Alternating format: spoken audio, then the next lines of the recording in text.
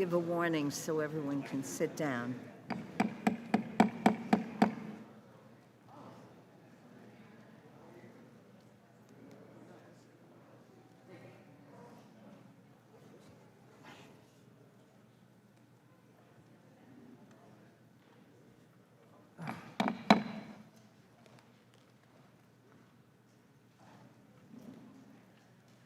Good morning. I call the meeting of the Committee on Appropriations to order.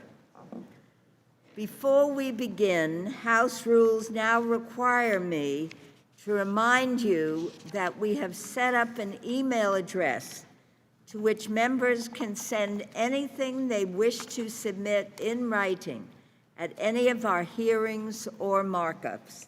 That email address has been provided to your staff.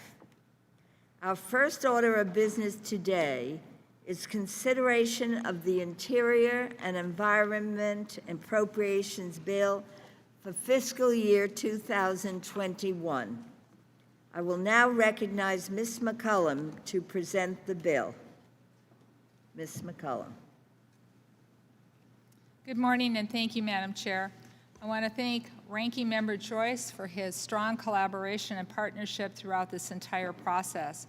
He's been a great partner from the Great Lakes, and a little geography, being a social studies teacher, he borders with the great state of Ohio on Lake Erie, and of course, in Minnesota, we border on Lake Superior. I'd like to thank all the members of our subcommittee for all their contributions, and especially the way in which continued our tradition of nonpartisan work to work together on issues that affect Indian country. I'm also grateful for the leadership of Chairwoman Lowy and Ranking Member Granger, two superior women. This is Chairwoman Lowy's last interior markup, and I particularly want to extend my gratitude to her for her outstanding leadership she has provided on this committee and her help in understanding heritage areas in the full subcommittee work that we do. She has always fought for preserving our nation's parks and public lands, strong environmental protections to ensure clean air and clean water for generations to come. I wish you all the best in the years ahead, and I know we all do.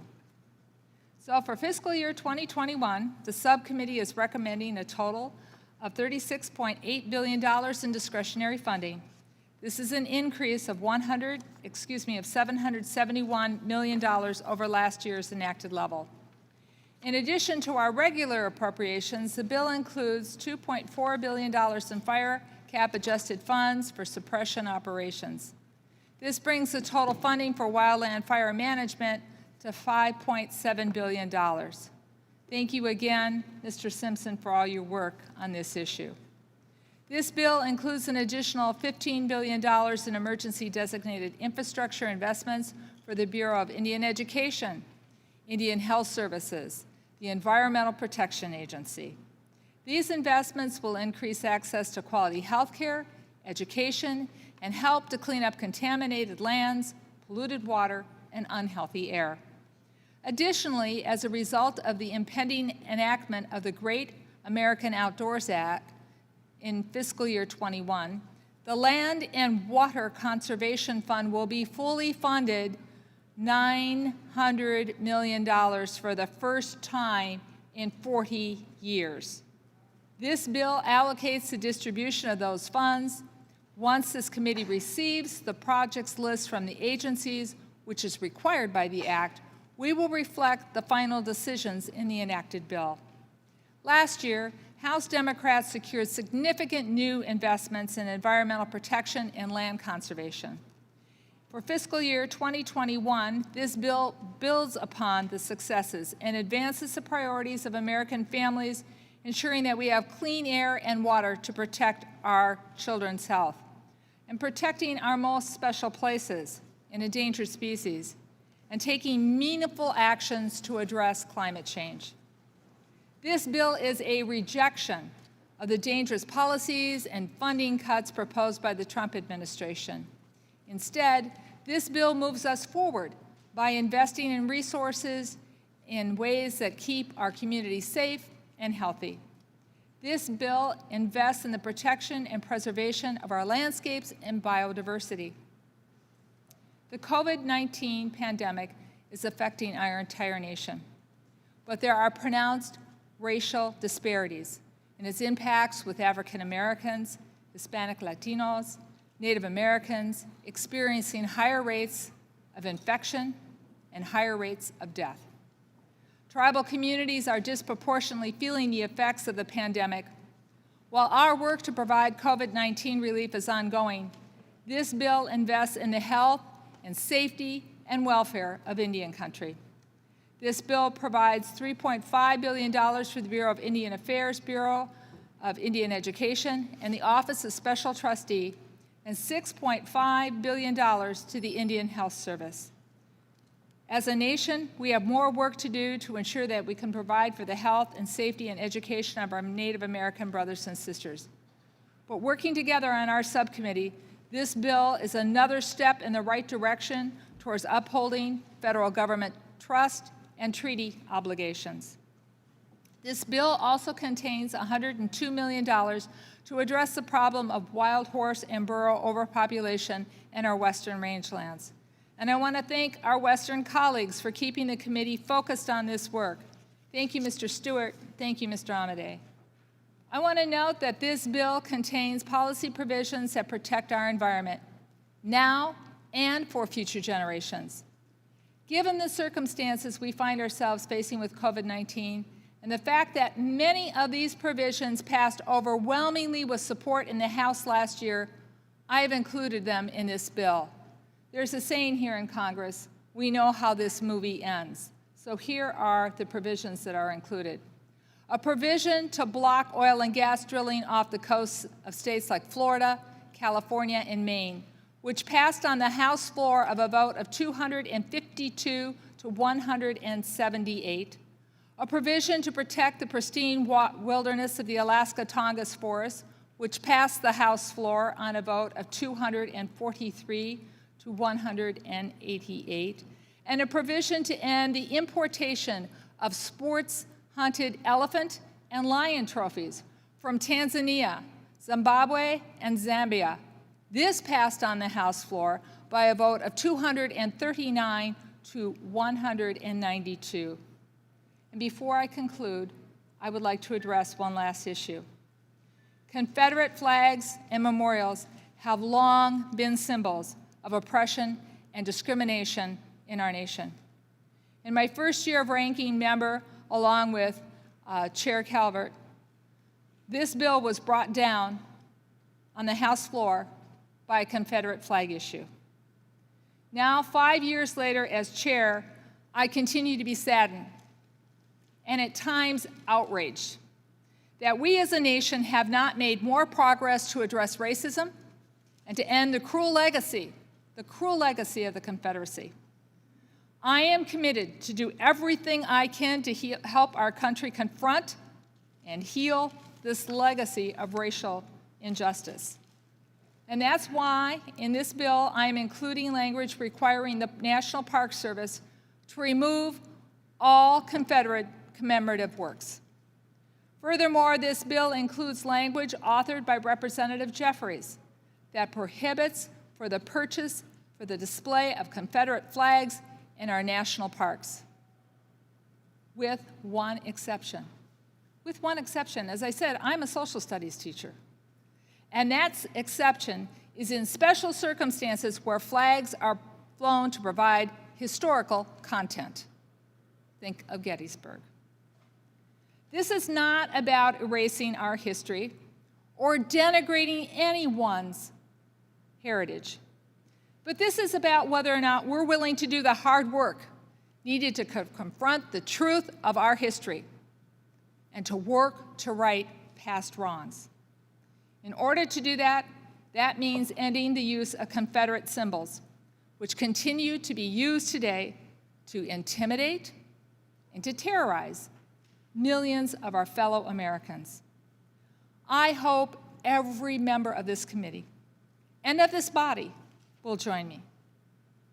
And finally, I want to thank the staff on both sides of the aisle, including Rita Culp, Jocelyn Hunt, Kasai Merchant, Janet Erickson, Peter Keffenmeyer, and Donna Scheibe, and Tyler Coe, Rebecca Taylor also from my personal office, for all this hard work on their legislation, and for the work that they do together with the Republican staff so that we can be here today. I urge members to support this good bill. I'm going to say it's a great bill. And Madam Chair, I yield back.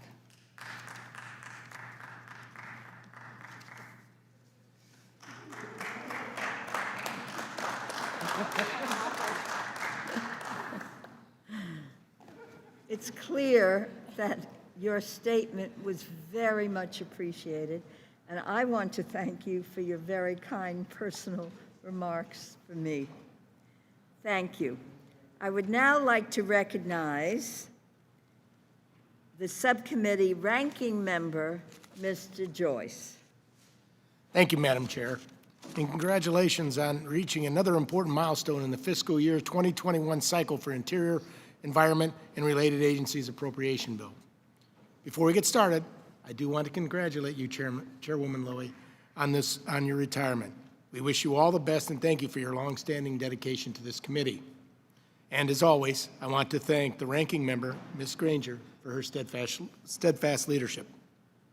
Turning to the Interior Bill, I'd like to thank you, Chair McCollum, for the thoughtful and judicious way you've led this subcommittee during this unprecedented year.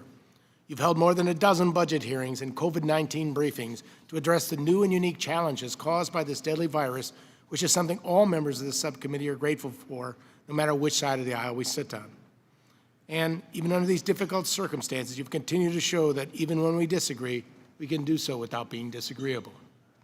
Perhaps nowhere do we agree more than on conservation and restoration of the Great Lakes. The Great Lakes are the largest surface freshwater system in the world, and it's crucial that we continue to protect and preserve them to the fullest extent possible. That is why, once again, I'm very grateful for the work you've done in this bill to support the Great Lakes Restoration Initiative. Continued robust investment in the GLRI is essential to reducing harmful algal blooms, eradicating Asian carp, and addressing coastline erosion. Another area where we strongly agree is Indian country. It is testament to you and the rest of the members on the subcommittee that we continue our nonpartisan approach to programs for American Indians and Alaska Natives, which constitutes more than 1/4 of the bill, especially this year when, on a per capita basis, COVID-19 has hit Indian country harder than any other area in the nation. As a co-chair of the Bipartisan Task Force to End Sexual Violence, I was pleased to see the recommendation includes $3 million to implement the Violence Against Women Act in Indian country and an additional $3.02 million to support the Operation Lady Justice Initiative established by the President to address missing and murdered Indigenous people, violence against women, human trafficking, and other violent crimes. I'm grateful that even in these hyper-partisan environment that Congress often finds itself, this subcommittee continues to work together on behalf of Indian country. I also appreciate, especially for our Western members, that the bill provides full funding for the Payment in lieu of taxes program and continues to include significant funding for the wildfire suppression and hazardous fuels activities. Given that this could be an especially challenging wildland fire year, these funds are critical to protecting communities across the country and preventing the devastation we have seen in recent years. I was also pleased to see the bill provides $55 million for the final phase of the National Air and Space Museum renovation and along with increased funding for EPA's Rural Water Technical Assistance Grants. The bill also provides additional support for the Fish and Wildlife Service's North American Wetlands Conservation Act, grants to allow the service to work with partners to restore wetlands and other habitat. And so I want to thank the chair and her staff for making a sincere effort to accommodate these bipartisan priorities in our bill alongside several Republican requests. These requests address matters back in our home districts and will be appreciated by our constituents, regardless of party, so thank you. However, while I applaud the bipartisan priorities that have been included in the bill, there are several problems that our side will need to be addressed before this bill can become law. First and foremost, this bill adds several new controversial policy riders, administrative provisions, and report language directives. These partisan provisions are aimed at stopping the administration's efforts to reduce regulatory red tape and curbing energy development. While this bill makes positive strides toward renewable energy development, it takes a step back on conventional energy. Our economy continues to depend on the all-of-the-above energy strategy, and several provisions in this bill undermine our ability to do so. One of the many lessons we have learned from COVID-19 pandemic is that we cannot rely on other countries for critical resources. We cannot protect American jobs if we cannot power them. And renewable energy is still not ready to carry a load on its own. There's a number of important bipartisan bill language provisions that we've agreed to in conference for the past several years that have fallen out of this draft. Adding those items back will be essential to reaching a bipartisan agreement. A final area of concern is the funding level proposed in this bill. The bill benefits from off-budget emergency funding provided in other bills. Instead of using the savings from the assumed passage of the Great Americans Outdoors Act towards paying down our ever-growing national debt, this bill reallocates those funds. And the bill includes a new title with $15 billion in so-called emergency spending for additional infrastructure. No doubt there are infrastructure programs in this bill that need those funds and more, but that alone does not give the federal government license to continue to borrow and spend without any overarching plan for fiscal responsibility. It is for a combination of these policy and funding reasons that I cannot support this bill at this time in its current form. But I'm committed to working with you, Madam Chair, along with Chairman Lowy and Ranking Member Granger and the rest of our colleagues on this committee as we move through the fiscal 21-year process. I'm hopeful that we'll be able to work across the aisle to craft an interior bill that will receive bipartisan support, can keep the government operating, and help conserve our nation's cultural, natural, and environmental resources that we all care so deeply about. Now I yield back.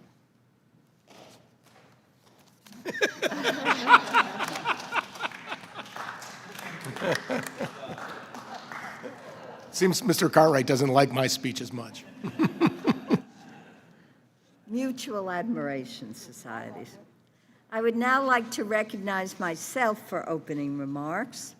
I thank Chair McCollum, Ranking Member Joyce, for your work on this bill, as well as the staff for your efforts to review member requests and craft the product before us.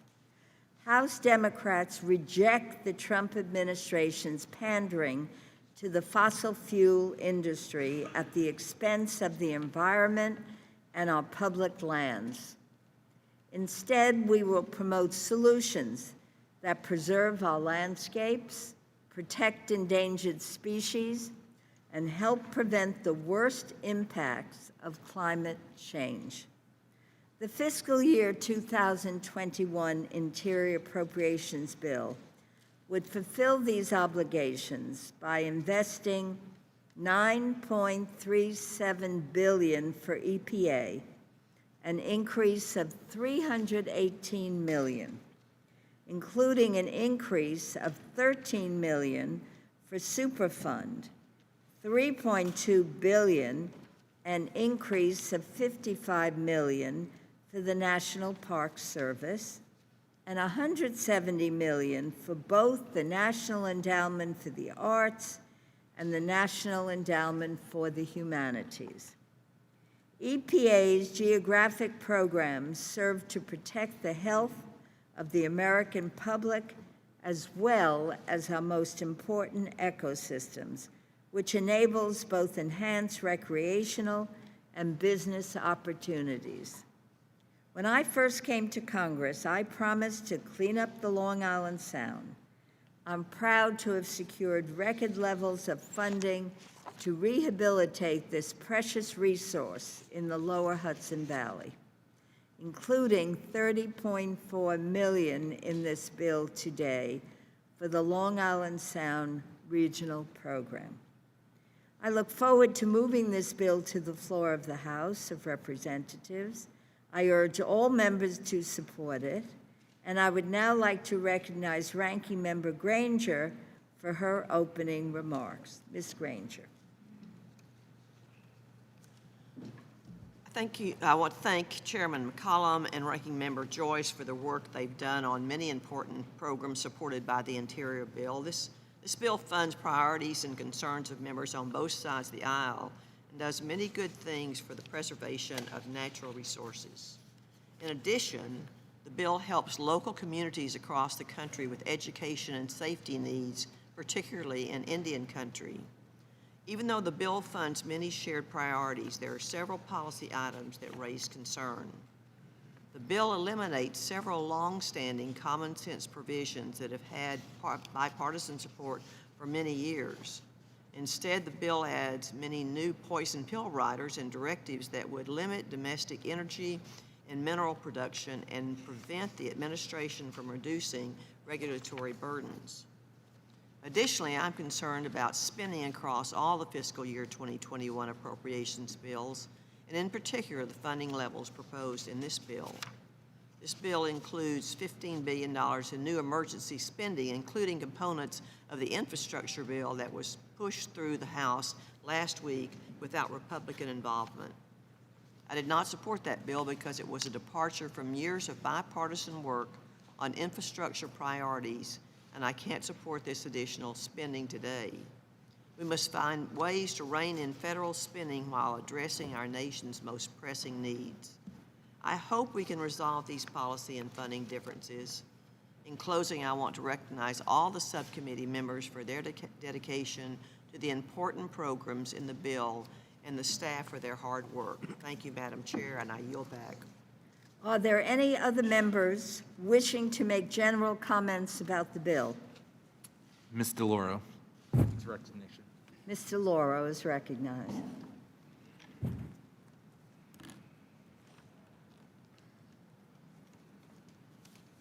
Let me thank Chair Nita Lowey and Ranking Member Kay Granger, as well as Chair Betty McCollum and Ranking Member David Joyce for the leadership of this subcommittee.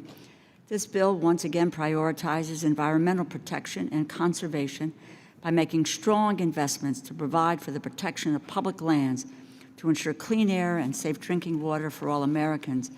As co-chair of the Congressional Long Island Sound Caucus, I would like to thank the chair for the $9.4 million increase to the Long Island Sound Geographic Program, which represents a record funding level of $30.4 million. I might add that the Long Island Sound Caucus is a bipartisan effort within the Congress. Long Island Sound is a national treasure whose watershed covers all or part of 6 states. More than 25 million citizens live within an hour drive of its shores, and the Sound contributes an estimated $31 billion annually to the regional economy from commercial and recreational fishing, ecotourism, and other water-dependent businesses. The resources provided by this bill funds conservation, watershed management activities that protect and restore the environmentally and economically vital resources of Long Island Sound. Let me also say thank you to the chair for prioritizing additional funding of $12.9 million to address the presence of PFAS contamination in our communities. These, quote, forever chemicals are linked to a number of health effects, including the growth and the development of children. This funding will support the important work of establishing standards for contaminated drinking water and cleanup being done by the Environmental Protection Agency. Once again, my thanks to all who participated in this bill, and I yield back. Are there any other members wishing to make general comments about the bill? Madam Chair. Madam Chair. Ms. Capter seeks recognition. Ms. Capter is recognized. Thank you, Madam Chair. Chairwoman McCollum and Ranking Member Joyce, bravo. You have written a truly historic bill. Your bill delivers for an America at the crossroads.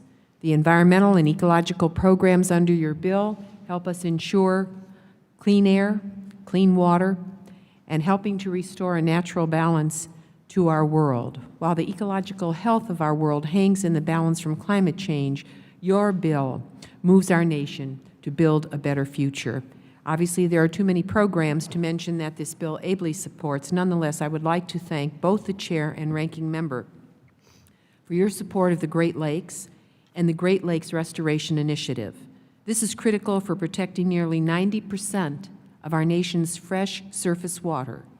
The bill recognizes the importance of this vital resource by providing the GLRI with $335 million, provides critical support for harmful algal bloom and Asian carp control, and turns a corner on the President's initial call to eliminate the GLRI. Now, the Great Lakes Restoration Initiative is poised to support targeted investment for our communities and support the Great Lakes region's blue economy. For too long, the struggles of America's waste and drinking water systems have been ignored. In addition to providing significant funding of $2.76 billion for the Clean Water and Drinking Water State Revolving Fund, Chairwoman McCollum and Ranking Member Joyce has offered a lifeline to save our crumbling infrastructure by including an additional $3.2 billion for infrastructure assistance. I would also like to applaud your focus on the Green Project Reserve Fund, which encourages states to make green and sustainable investments at treatment facilities. The State Revolving Loan Fund must be the engine for change for communities across our nation that invest in green infrastructure and energy efficiency upgrades. These investments are the lifeblood of our future. Chair McCollum, you and your marvelous staff have labored tirelessly, along with Ranking Member Joyce, to craft a bill that invests in a new future for our fragile country and earth. I yield back and urge support. Ms. Lee is recognized. Thank you very much. Thank you, Chairwoman Lowy and Ranking Member Granger, for your leadership, and thank you, Chairwoman Betty McCollum and Mr. Joyce, for an incredible bill. First of all, let me just say this. Our constituents are demanding that we dismantle the legacy of slavery as captured in the Confederate monuments and flags throughout the country. These symbols, they celebrate who fought to continue the enslavement of Africans brought to America in chains 401 years ago. I am one of those descendants, and so thank you, Madam Chair, for your commitment and for not giving up on your efforts to accomplish what you have in this bill. We are deeply grateful. Also, I want to thank you for providing the $22 million to preserve the sites and stories of the Civil Rights Movement.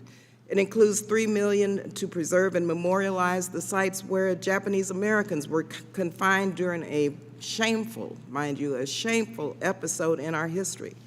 It also includes $10 million for competitive grants for historically black colleges and universities under the Historic Preservation Fund.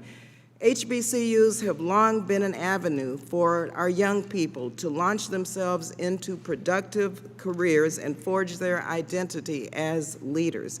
So many of my African American students from California attend historically black colleges and universities, so thank you so much for that.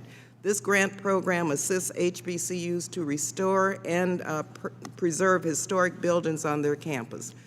Preserving these sites provides us with an invaluable physical link which helps to connect today's Americans with the history and legacy of racism and justice in the fight for a more perfect union.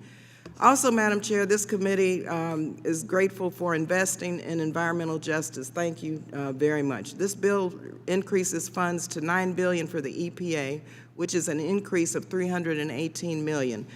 It will improve our nation's ability to help protect the health of our communities, including low-income communities, black and brown communities, our environment, and to ensure clean water for our children and families. Also, the bill includes important language on science, technology, engineering, and math, also known as STEM, and the diversity in our Smithsonian institutions. This language reinforces the bridges between the Smithsonian's curriculum and helping to close the achievement gaps for many low-income students and students of color. So thank you again for once again helping us to repair so much of the damage of the past. I look forward to working with you as we work to move this bill on the floor. And again, I'm deeply gratitude for all of the provisions in this. Thank you again. Ms. Wasserman-Schultz is recognized. Thank you, Madam Chair. Chairwoman McCollum and Ranking Member Joyce, I commend you on putting together a bill that protects our invaluable public lands and natural resources, invests in climate change resilience, and ensures that we are adequately investing in our nation's crumbling infrastructure and drinking water systems. Chairwoman McCollum, thank you for providing funding in a variety of counts that will ensure Florida's Everglades, a one-of-a-kind ecosystem and water supply, will be managed and conserved properly. I'm particularly gratified that the bill includes language that I requested to prohibit the Department of the Interior from conducting or authorizing offshore oil and gas pre-leasing, leasing, or related activities. Safeguarding our precious beaches and marine ecosystems is an essential priority.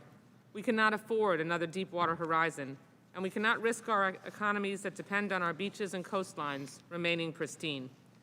I'm also pleased that the bill includes funding and language directing the U.S. Geological Survey to study the extraction of water for bottling. This provision would help us better understand what kinds of harms these companies are causing in places like Ginnie Springs, Florida, where the water level has started to decrease because of extraction for water bottling. Water bottling companies pay no more than $100 to extract millions of gallons from our springs annually, and protecting and preserving them and this vital drinking water resource is critical. The committee report also includes language encouraging EPA to provide financial or technical assistance through the WIFIA program to states and municipalities like Fort Lauderdale, who are suffering from cascading sewer failures and the release of untreated effluent into the water supply. Further, as we unfortunately witness a resurgence of fascism and white supremacy movements in our own nation, I am proud that the bill provides an increase for the United States Holocaust Memorial Museum. This increase fulfills my request to expand the museum's education programming on Holocaust and genocide education, which is important to keeping this message alive, never again. And finally, I'm pleased the bill includes full funding for the Land and Water Conservation Fund and shifts this $900 million from discretionary to mandatory as the funding is collected from oil and gas receipts. Thank you, Chairwoman McCollum and Ranking Member Joyce, for putting together an excellent bill, and I yield back the balance of my time. Mr. Quigley is recognized. Thank you, Madam Chairwoman. I too want to thank the Chairwoman and Ranking Member for their work on this year's bill. I just want to point out a few specific things that are of note. I want to thank you so much for the hard work to include language promoting the use of native plants and restoration and land management activities, protecting America's birds from fatal collisions with public buildings, and limiting plastic waste both within and outside national parks. Finally, the committee report makes clear that in wildlife refuges like the Upper Mississippi National Wildlife and Fish Refuge in my state, rights-of-way for power and pipelines must be kept as minimal as possible to avoid impacting surrounding ecosystems, and expansions of rights should be considered extremely carefully and adhere to existing law.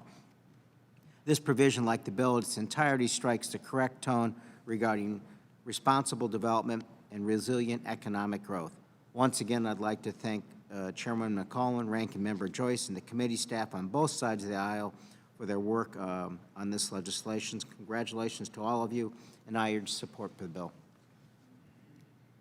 Ms. Pingree is recognized. Thank you, Madam Chair. And thank you to the chair and ranking members of the committee, the chair in particular, for putting together such a good bill, and the hardworking staff. I'm very proud to be a member of this subcommittee and really appreciate many of the tough issues that have to be tackled and the good work that's been done in this bill.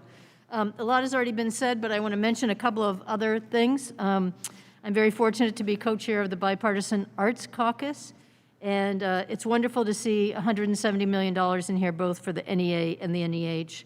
I know frequently money for the arts gets targeted in, partisan rhetoric and put down as something that Congress shouldn't be spending money on, but this is a particularly hard-hit sector during the COVID-19, and I don't think any of us should be dismissing this.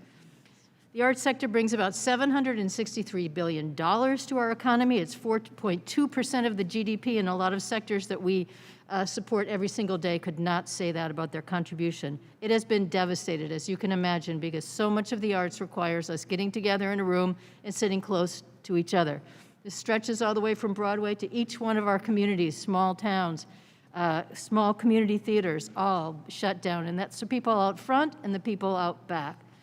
So this has taken a very, very hard hit and not clear when it will come together again soon. So I really appreciate this funding that will go to many of the arts organizations in all of your communities, and I appreciate the added flexibility in the language to help keep these community institutions afloat. I also appreciate the continued investments in Indian country, both for infrastructure and the Indian Health Service.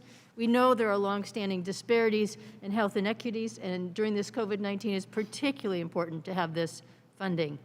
Also appreciate the new funding for research on the relationship between coronavirus and air pollution. Yet again, something that we see a lot of economic and community disparities around this issue, and it's important that we invest that money now.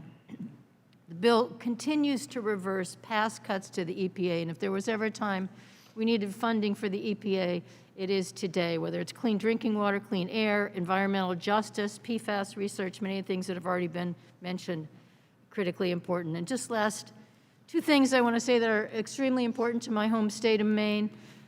Prohibiting funding to be used for offshore oil or gas is something we've all been funding for many years, and having that language in here yet again attempts to reassure us that this will not happen in states like mine, where it would be devastating to our fisheries and other critical uses of our offshore and inshore ocean territory. Also, increasing funding for the National Park Service to address the maintenance backlog and hire new staff for park units is critically important. These are gems and treasures and critical places, and I know in Maine we can greatly use this funding and need it yesterday, so I'm glad that it's in there. And once again, I just want to thank the staff and the committee leadership for doing such great work on this and look forward to voting for this. I yield back. Thank you. Mr. Kilmer is recognized. Thank you, Madam Chair. And before I begin, I want to just take a brief moment to thank you, Chair Lowy, for your incredible leadership on this committee, and to echo the comments made by my colleagues over the last few days. It's been said that leadership is not about being in charge. It's about taking care of those in your charge. And I want to thank you for the care you've shown to the members of this committee and to the people we represent. You care about our constituents, you care about our communities, you care about our families. Our priorities and concerns are your priorities and concerns too. And on behalf of my constituents and on behalf of 3 constituents in the Kilmer family, I just want to thank you for being a special and impactful leader. So thank you. I also, grateful. as I extend gratitude, want to do so to Chair McCollum and Ranking Member Joyce and our incredibly dedicated committee staff for the work on this bill. I represent a district that is touched by nearly every agency funded in this bill. My district is home to 11 Native American tribes, the Olympic National Forest and National Park, the nation's largest estuary by volume, Puget Sound, 5 national wildlife refuges, and a brand new national heritage area. So every day I see firsthand how the investments made in this bill help to grow our rural economies, uphold our treaty and trust obligations to Native Americans, and protect our environment for generations to come. And there's a lot in this bill to be proud of, but I want to start by thanking you for including $38 million for the Puget Sound Geographic Program, a critical $5 million increase over fiscal year 2020. That will help our regional partners begin making real progress on the coordinated effort to recover the Sound. Last summer, Chairwoman McCollum and Ranking Member Joyce, you were both kind enough to travel out to my neck of the woods to meet with local stakeholders, tribal leaders, small business owners, fishermen, shellfish growers, farmers, to see how these investments actually translate into coordinated, on-the-ground projects that will help to recover not only the health of our Sound, but also iconic species like salmon and orca, and the countless livelihoods that depend on a healthy Puget Sound. And I am grateful that this bill reflects our shared commitment to recovering this iconic body of water, which is also a key economic driver for our region, and rejects the President's short-sighted proposal to eliminate this program entirely. I also want to take a minute just to recognize that this important funding increase and countless others in this bill were made possible because later this month, Congress will finally pass the Great American Outdoors Act to permanently fund the Land and Water Conservation Fund and establish a new dedicated funding to address the multi-billion-dollar maintenance backlog at our national parks and other public lands. As someone who's worked to make these investments mandatory and as a leading co-sponsor of the bill, I'm excited to see this finally come to fruition. And I want to thank my good friend and colleague, Mr. Simpson, for his dedication and leadership on this effort that has gotten us here. As our nation continues to grapple with the crippling economic and public health consequences of this pandemic, these investments will create needed jobs and provide a critical lifeline to the communities I represent and to countless others around our country that depend on a healthy outdoor recreation economy. So I'm extremely proud of the values and priorities reflected in this bill in combination with the Great American Outdoors Act, and I urge my colleagues to support both. Thank you, and I yield back. Mr. Kilmer, before I turn to the next speaker, I just want to say I'm aware that you have had major challenges this year. I appreciate your kind words. I wish you and your family good health and a great year ahead, and I thank you. Ms. Watson-Coleman. Good morning, and thank you, Madam Chair. I strongly support the FY21 Interior Environmental Bill, and I thank the Chair, McCollum, and the Ranking Member Joyce for their work in this bill. In particular, I want to highlight this bill's important investments in addressing the disproportionate impact that pollution has on minority and low-income communities. The bill's 47% increase in environmental justice programs at EPA reflects the subcommittee's recognition of how critical it is that we protect communities with higher levels of environmental harms.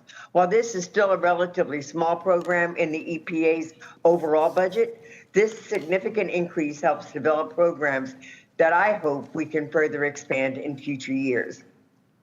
Additionally, for years we have underinvested in our nation's infrastructure, resulting in many minority and low-income Americans being denied the basic right to clean air and water. This bill's $13 billion in emergency investments in clean water infrastructure, Superfund, and brownfield cleanup and diesel reduction grants reflect the need to act now on those addressing this crisis. Finally, I want to appreciate the committee's continued funding for the Semi-Quincentennial Commission. I have been working with my colleagues on the commission to make sure that the complete story of our nation's history is told when we celebrate our 250th anniversary in 2026. And the events of the last couple of months demonstrate just how important it is that we truly understand our past. I look forward to working with the chair and ranking members to see if additional funds may be included for the commission when we reach a final conference agreement. And with that, I urge support for this important bill, and thank you. I yield back. Ms. Lawrence is recognized. Thank you, Madam Chair. I want to thank Chairman McCollum, who has shown tremendous leadership in addressing so many issues in this committee.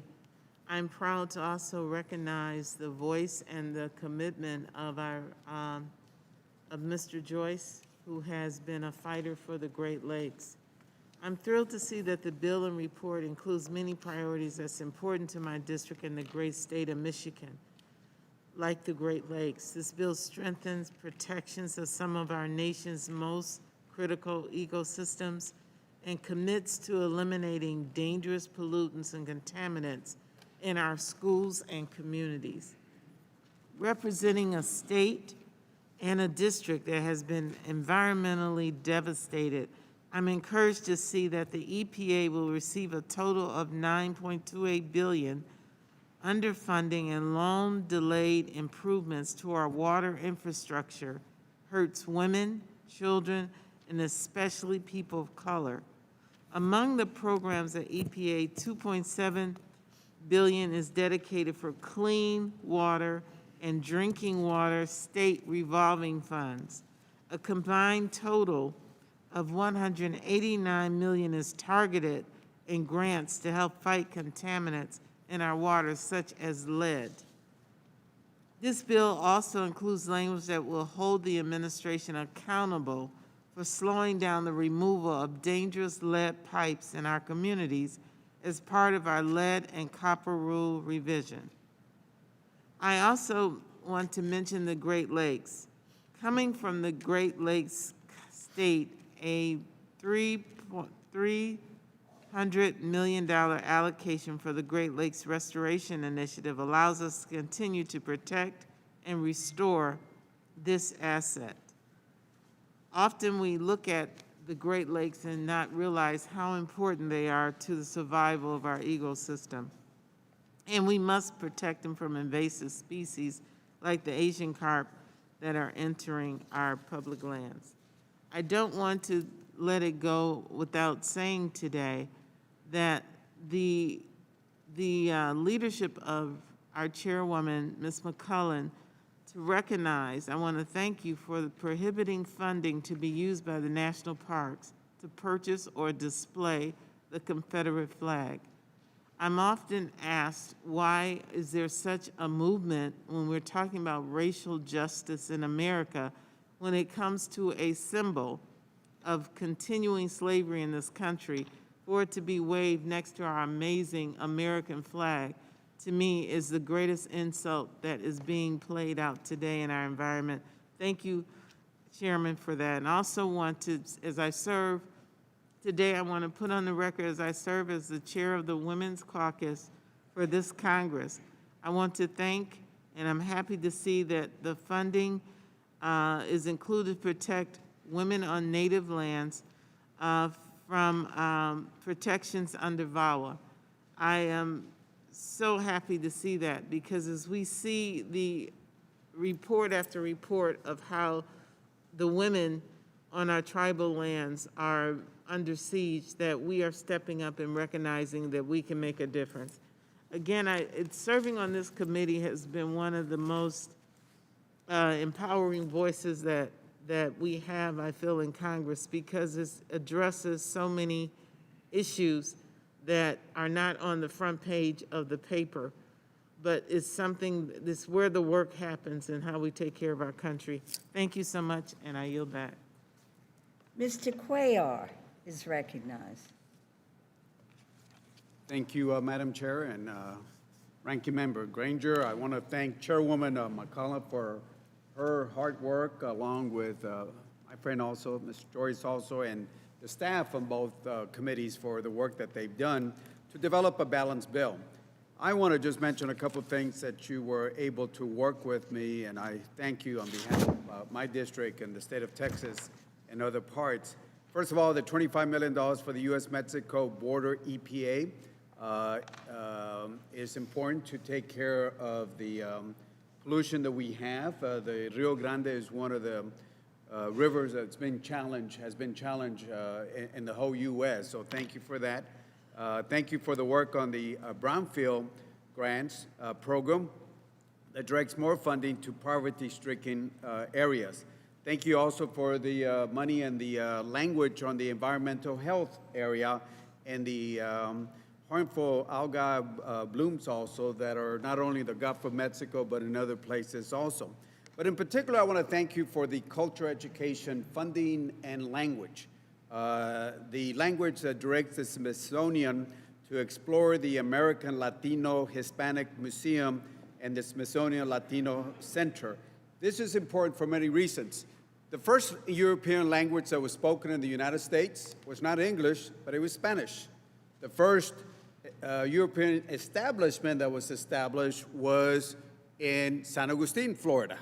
And if you look at a lot of the symbols that we have, for example, the dollar bill, the American dollar bill is a Spanish symbol. If you look at the origins of the cowboy, it comes from vaqueros, from Spain and I can go on to other places. So I want to thank you for the money and the language to move forward. And hopefully sometime in the near future, we'll talk about a American Latino Museum center here. I also want to thank you also for the improve the representation of Hispanic contributions to the American society and culture, because again, there is so much contributions that we have from the Hispanic heritage. So I want to thank you for that. And finally, thank you for the money on the park infrastructure projects. I know we still got to keep working on that. And I want to thank you for that, Madam Chair and Ranking Member, and also for the conservation work that you mentioned, the wildlife that you mentioned a few minutes ago. So thank you, and with that, I yield back the balance of my time. And Mr. Cole, you are recognized. Thank you very much, Madam Chair. I want to just briefly thank the chair of the subcommittee and my good friend, the ranking member. Actually, they're both very good friends, for the exceptional job they did with respect to Indian country in this bill. Some of the investments that were made, particularly in terms of health care and in light of the current COVID-19 crisis in Indian country, were extraordinarily important, and I appreciate their focus on this. While I won't be able to support the bill in its current form for some of the reasons that my friend, the ranking member, laid out, I expect this bill to continue to improve during the legislative process. But the part relating to Indian country probably can't get a lot better than it already is. And I know my friends will be fighting hard in conference to preserve the gains that they made, and I think that ought to be recognized. So this is a difficult bill. I had the privilege of sitting on this subcommittee for a number of years, and it's difficult because there are a lot of areas in it that are controversial: energy issues, environment issues, grazing issues, horse issues. You go through it. But what I'm very proud of is that this committee, under both Democratic and Republican leadership, has over better than a decade now, really all the way back to our good friend and former colleague, Mr. Dix, kept the focus on Indian issues and Native American issues, and has never let that become a partisan divide. Quite the opposite. It's one of the things inside the bill that unites both parties, and each side has contributed enormously. And frankly, the House has done a lot better in this area than the Senate. And it doesn't matter whether it's Democratic or Republican leadership in the Senate. This is something that I think has emerged as a special House priority and point of pride and bipartisan cooperation. I just want to commend our distinguished subcommittee chair and commend our ranking member for keeping that focus, making those investments, and putting the House in a position to, with considerable pride, to say that it's working hard to fulfill federal obligations in Indian country. With that, Madam Chair, I yield back. Thank you. And Mr. Cartwright is recognized. Thank you, Madam Chair. I'd like to begin by thanking Chairwoman McCollum, the rest of the subcommittee, the staff, and Ranking Member Joyce. And I would like the record to reflect that I thought Mr. Joyce gave a fine speech here this morning.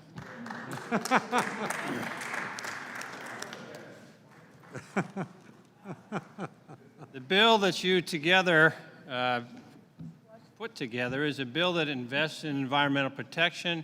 It takes meaningful actions to address climate change and supports tribal communities which have been disproportionately impacted by the COVID-19 pandemic. I'm particularly proud that we included a supplemental appropriation that will provide $10.2 billion for the Clean Water and Drinking Water State Revolving Fund programs.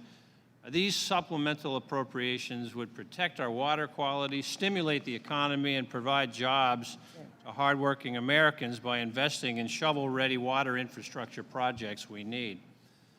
In addition, I'm thankful that we continue to invest in the cleanup of the Chesapeake Bay. That is a vital resource for the 18 million people that live in its watershed and the millions that visit that area every year. Many communities, even those hundreds of miles from the Chesapeake, have had to implement stormwater fees, derisively called rain taxes, to help meet the goals under the Chesapeake Bay Agreement. Look, too often the burden of these fees falls on those least able to afford it. Those who are elderly and on fixed incomes, those who are already choosing between food and medicine and now have an additional monthly expense to deal with. The budget proposed by the administration, by the White House, requested only $7.3 million for this Chesapeake Bay program. That would have ultimately caused a spike in those so-called rain taxes. Now, while we didn't have sufficient funds fully to alleviate the burden on local communities, these additional funds, this $90.5 million in this bill, will help local communities meet their water quality targets with fewer fees on struggling families. Finally, I'm glad we continue to invest in the Abandoned Minelands pilot program.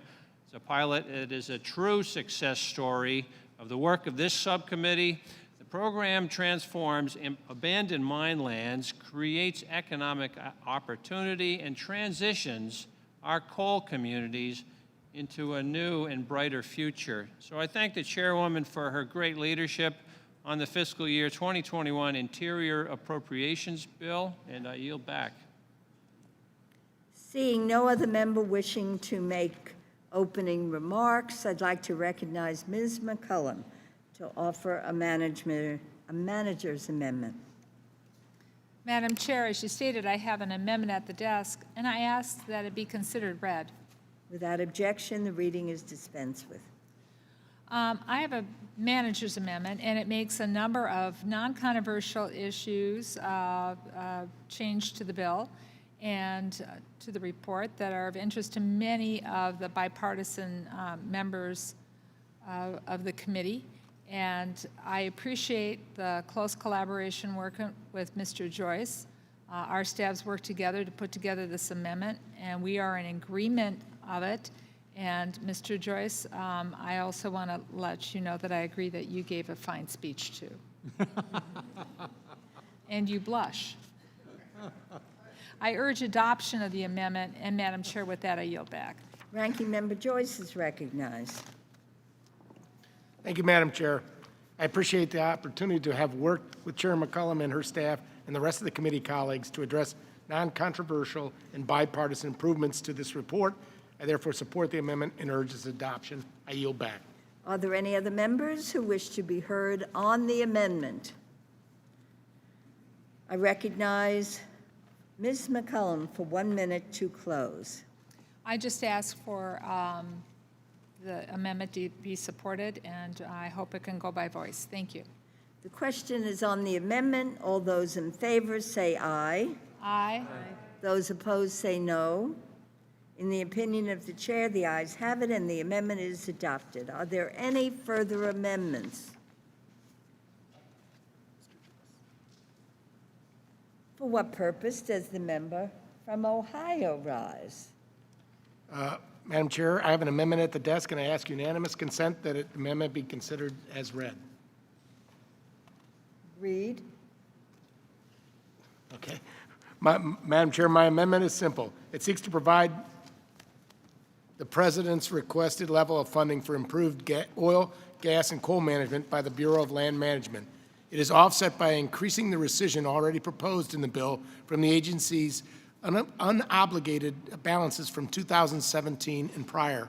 As I said in my opening, our economy continues to depend on all of the above energy strategy. We cannot protect American jobs if we cannot power them, and renewable energy is still not ready to carry the load on its own. I applaud the chair for the proposed $5 million additional investment in this bill for renewable energy, but it cannot come at the expense of conventional energy. We need to invest in both. I urge the adoption of my amendment, and I yield back. Are there any other members wishing to be heard on the amendment? Madam Chair? Thank you.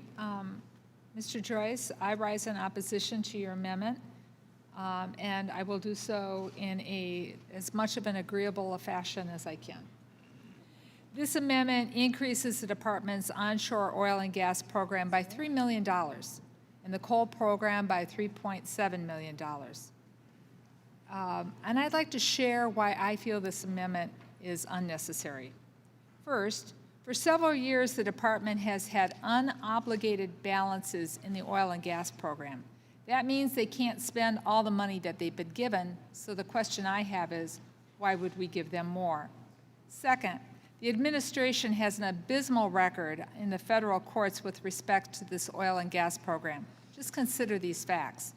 In May, 287 leases covering 150,000 acres in the eastern central Montana were thrown out because of a flawed analysis. Also in May, 440 leases covering 336,000 acres in Wyoming and Montana were thrown out for violating sage-grouse plans. Last year, 2 leases from 2018 covering 900,000 acres in Nevada, Utah, and Wyoming were thrown out.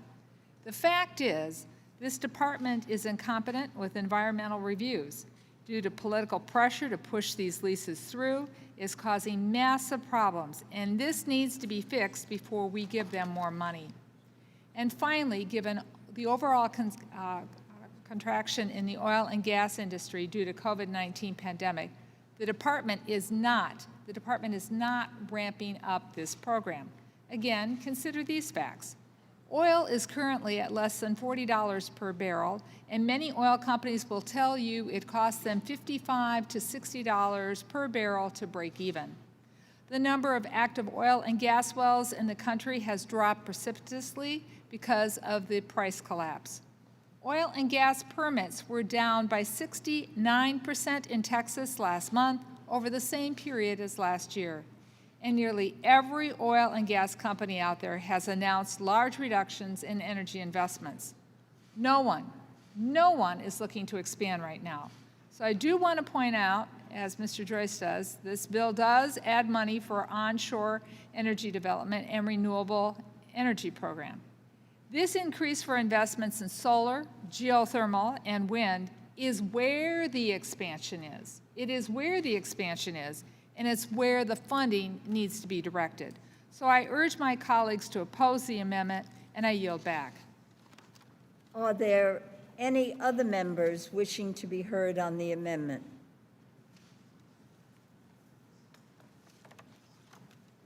If there is no further debate, the member from Ohio is recognized on the amendment for 1 minute to close. Thank you, Madam Chair. Madam Chair, as we speak, market forces are already driving this nation closer to fully sustainable domestic sources of energy. It is neither right nor necessary for this committee, this Congress, to be picking winners and losers among thousands of workers in America's energy sector. I urge my colleagues to vote yes on this amendment, and I yield back. The question is on the amendment offered by the member from Ohio. All those in favor say aye. Aye. All those opposed say no. No. The noes have it, and the amendment is not adopted. Madam Chair, request a roll call vote. A recorded vote has been requested. All those in favor of a recorded vote, raise your hand. A sufficient number being in support, a recorded vote is ordered. The clerk will call the roll. Mr. Adderholt. Mr. Adderholt, aye. Mr. Aguilar. Mr. Aguilar, no. Mr. Amadei. Mr. Amadei, aye. Mr. Bishop. Mr. Bishop, no. Ms. Bustos. Ms. Bustos, no. Mr. Calvert. Mr. Calvert, aye. Mr. Carter. Mr. Calvert, aye. Mr. Cartwright. No. Mr. Cartwright, no.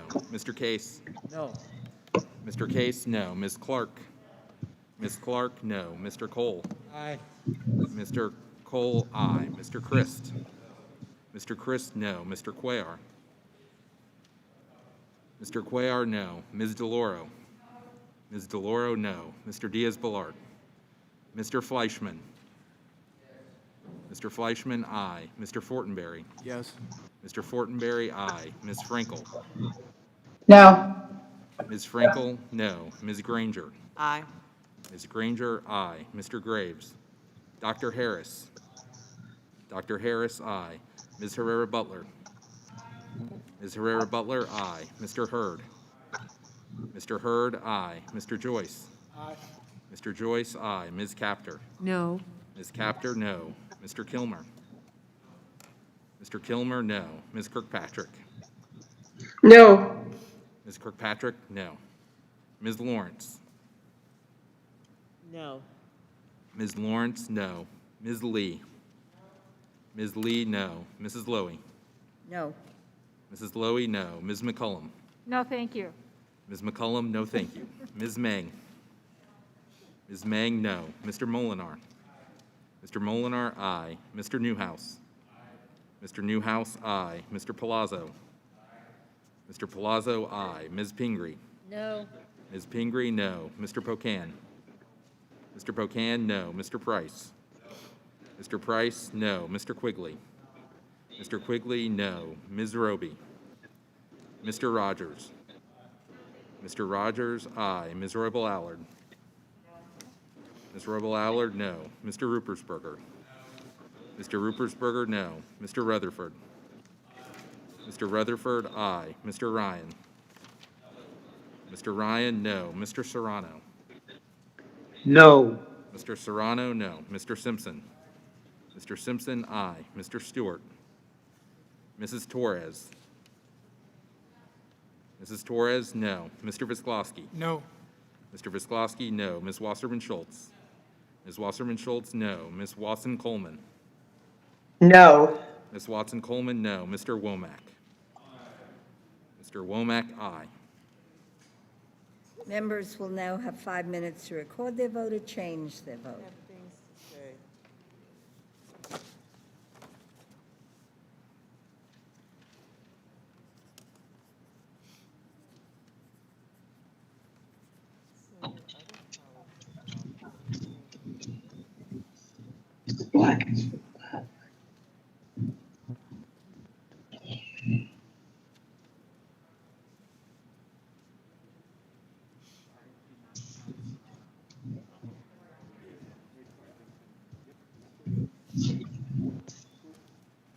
Madam Chair,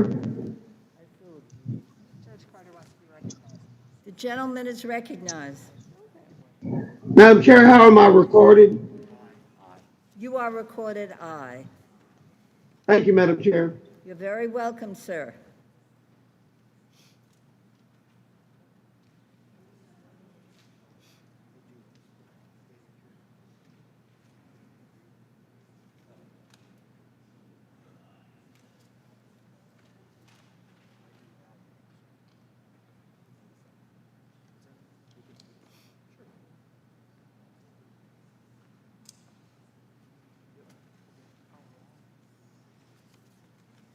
On this vote, the yeas are 19 and the nays are 30. The amendment is not adopted.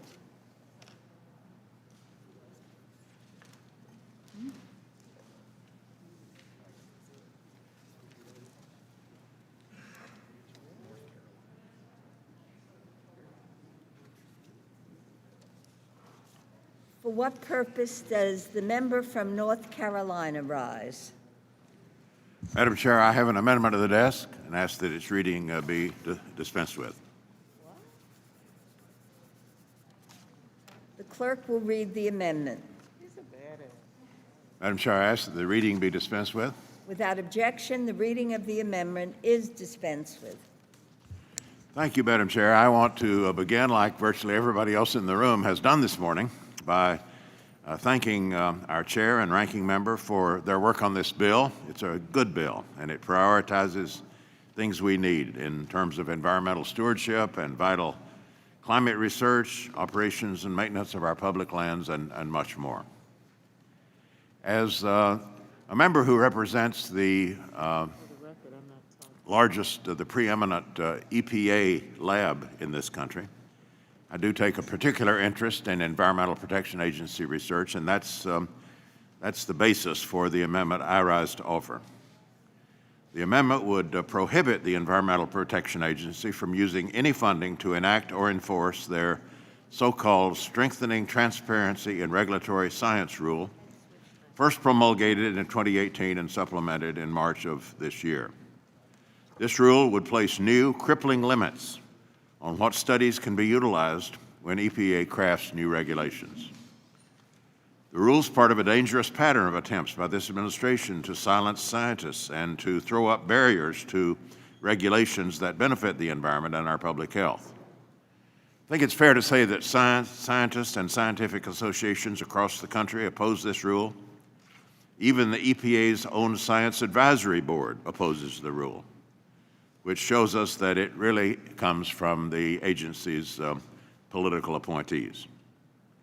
The rule would be unfeasible to implement and would prevent the inclusion of any studies containing sensitive health information, proprietary industry data, and non-producible studies on human-made or natural disasters, which, of course, the data on those things are often non-reproducible. I will not go into great detail about the scientific consensus on this rule, just quote from a couple of letters. The American Thoracic Society, for example, says the proposed rule seeks to solve a problem that doesn't exist and instead creates new barriers to the EPA's use of scientific studies.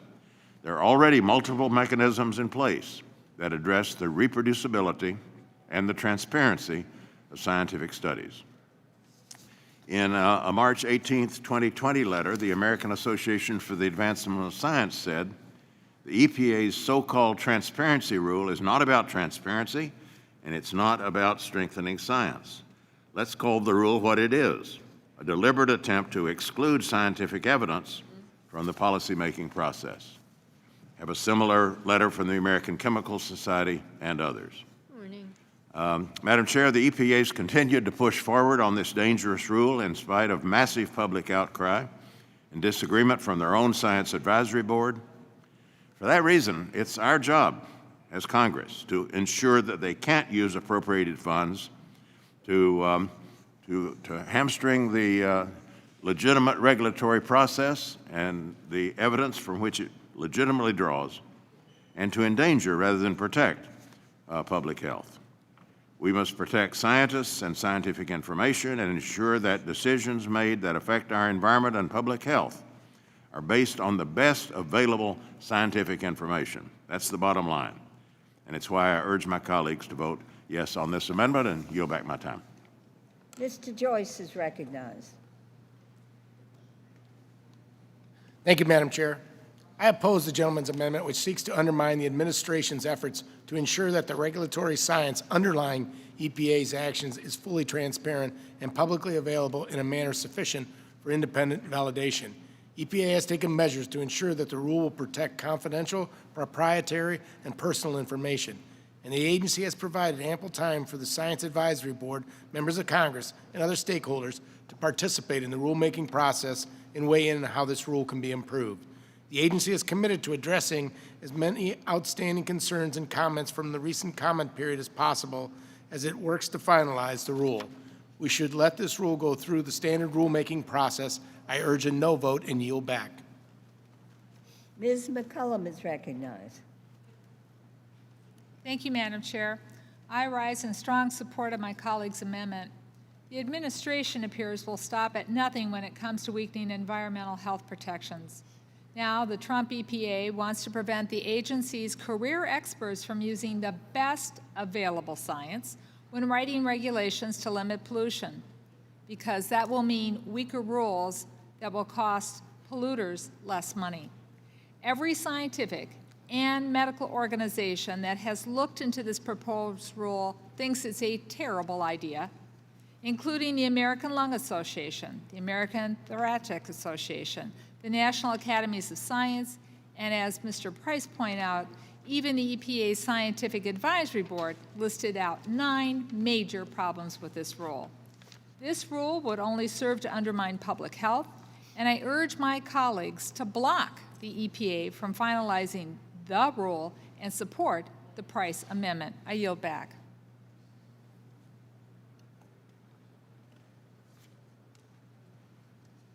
Ms. Wasserman Schultz is recognized. Thank you, Madam Chair. I rise in support of my distinguished colleague's really intelligent and focused amendment. You know, in another life, Mr. Price was a college professor, and that's why I'm not surprised to see that he has offered an amendment to block an EPA rule that would shut science and research out of the policymaking process. Washington needs more scientific and empirical input in our policymaking process, not less. The current administration's war on science has shown what happens when you don't heed the lessons of data and research. You end up with bad policy that causes more harm than good. Does everyone here remember Sharpiegate? The Inspector General found that NOAA officials violated the agency's scientific integrity policy when they erroneously marked up a hurricane forecast map with a Sharpie to please the president. The administration has also discouraged some of its agencies from using the term climate change, and the president has called it a hoax. The president also, with no evidence, points to the efficacy of hydroxychloroquine in treating COVID-19. Some evidence has even shown the opposite. Or we can look at how the administration has barreled forward with cursory, poorly crafted environmental reviews that haven't properly considered science for projects like the Dakota Access Pipeline or Arctic Refuge oil and gas leasing. EPA has also conducted a purge of scientists at its own agency. The EPA Science Advisory Board has been sidelined and has experienced resignations in protests. Madam Chair, there are countless more examples. We should all want a government that utilizes the best science and research. Failing to use data in policymaking is akin to wildly stabbing in the dark and hoping you hit something. In a worst-case scenario, it leads to the capture of regulatory agencies by industry, who sometimes benefit when government fails to properly consider the environmental and public health impacts of policies. I recommend a yes vote on this really well-thought-out amendment. Let's make sure that the federal agency responsible for protecting our air and water is using the best available science. Thank you. I yield back. Mr. Simpson is recognized. I thank the Chair Lady. Before I talk about this amendment, let me first say how appreciative I am of the Chairwoman and Ranking Member for the bill they put together, and particularly the staff. They've done an amazing job of trying to address most of the concerns of members on both sides of the aisle, and I appreciate their work on this bill. As far as this amendment goes, you know, ever since we debated this in 2018 and then again in 2019, I've been trying to figure out where I was wrong in opposing this and why the proponents of this were correct. So far, I haven't been able to figure that out. I haven't been able to figure out why the proponents of this are so opposed to science, and especially transparency in science, which is what this rule is really about, is transparency in science. According to Cal Berkeley, a scientific theory is defined as, in science, a broad natural explanation for a wide range of phenomena. Theories are concise, coherent, systematic, predictive, and broadly applicable, often integrating and generalizing many hypotheses. Theories accepted by the scientific community are generally strongly supported by many different lines of evidence. That is exactly what we're talking about here today. The EPA should be basing its policy decisions on sound science, and the public needs the confidence in the EPA that they are making their decisions based on sound science. All this does is provide transparency so that the public knows the science that is being used by the EPA to make its decisions. I don't know why that's controversial. Most scientists publish their findings in journals that are reviewed. Why should the EPA not be able to do that? Why should they not have that same transparency? This proposed rule is consistent with current past federal government initiatives to increase scientific transparency. It is also important to note that under this, other agencies use these policies, and under this, it ensures the confidential and personally identifiable information is not disclosed. It guarantees that. Moving forward during its decision-making process, the EPA will only rely on science that is publicly available. Publicly available. Why should the public not know where the science is coming from? Doing so will give more confidence that the EPA is using the best available science and that it is transparent in its decision-making process. The current EPA proposal also provides for exemptions for making information publicly available, would not compromise privacy or confidentiality. I would also note that the comment period received an extension stemming from requests of the Democrats. This comment period closed in May, and the majority of comments are in favor of greater transparency. Transparency in science that enable independent validation of scientific conclusions is important to advancing EPA's mission and in advancing science. So after all of this consideration that I've done over the last 2 years, trying to figure out where everybody was coming from, the only thing I can think of when I consider why would you be opposed to transparency in science? Why would you be opposed to the public being able to see where the science is coming from? The only thing that I can think of, and I've heard it here from some who speak, is that it's proposed by this administration. If it's proposed by this administration, then we must oppose it, because it can't be right. There is no logical reason to adopt this amendment. I would urge, I'm not going to ask for a roll call vote. I got a feeling I'd lose 19-30. I was born at night, but not last night. So I would urge my colleagues to vote against this, but think about what you're doing. And think about what the true intent of this rule is. Get the politics out of it. This is a deliberative body. Partisan politics, unfortunately, enters into it too often. I yield back. Are there any other members wishing to be heard on the amendment? Judge Carter, you may be recognized. I'm sorry, ma'am. Did you wish to speak? No, ma'am. Sorry about that. If there is no further debate, the member from North Carolina is recognized on the amendment for 1 minute to close. Thank you, Madam Chair. As I hope this discussion makes clear, the issue here is not transparency or reproducibility, both of which are standard features of scientific research and are good things.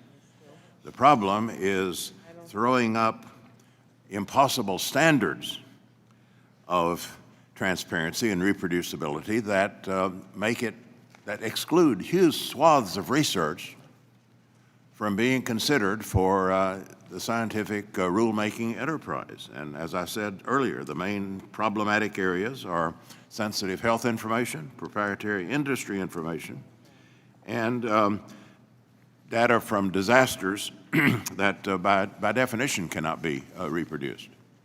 So the question is, are we going to throw up these standards as a way of excluding crucial evidence and hamstringing the regulatory process? Medical data can't always be made completely transparent. Longitudinal public health studies can't always be reproduced.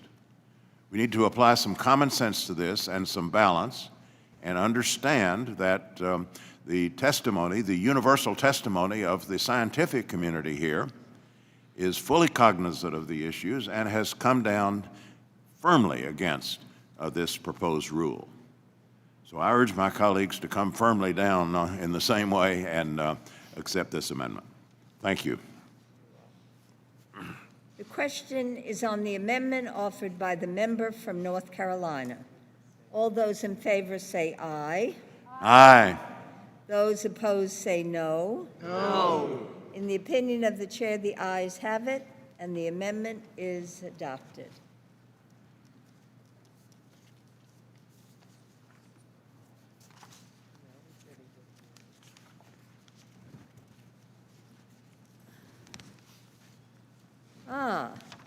The birthday boy has the next amendment, Mr. Newhouse.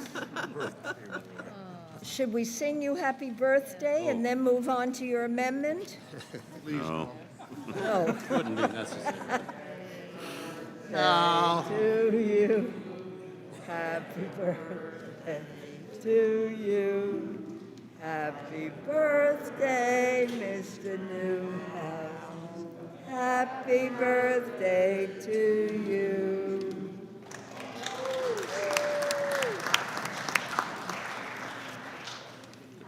Wow. Now, for what purpose does the member from Washington rise? Just to hear a birthday song, that's all. Thank you, Madam Chair. I have an amendment at the desk. The clerk will read the amendment. Offered by Mr. Newhouse. Request, Madam Chair, to dispense with the reading. Without objection, the reading of the amendment is dispensed with. Madam Chair, by the way, thank you for recognizing my 35th birthday. I appreciate that very much, and you all sound great this morning. But before I begin, I'd just like, as others have done, and as you near the end of your long, illustrious career, Madam Chair, I want to add my voice to those recognizing your strong leadership and your fairness in guiding this committee. I think I can say that you've given all of us the opportunity to be our best, and I sincerely thank you for that. So, I thank you. It means a great deal. Madam Chair, Ranking Member Granger, members of the committee, the amendment before you would strike 5 partisan provisions that would hamper this nation's efforts to strengthen our energy independence. I believe they have no place in this Interior Appropriations bill. The first is regarding Bureau of Land Management leasing in Anwar, which is the Arctic National Wildlife Refuge. This is an issue that is not new to this committee, nor is it new to the People's House. In addition to creating new jobs in Alaska and across the nation, opening this minuscule area to oil exploration empowers the United States to reduce our dependence on foreign sources of oil and expand our domestic energy supply. While I expect the subcommittee chair may tie this to an argument about the historic tax cuts passed by congressional Republicans, what we really should point out is the importance of this region to securing our nation's energy independence. Under this administration's laser focus, for the first time in nearly 70 years, we became a net exporter of oil, and we should build upon this development and not do things to undercut it.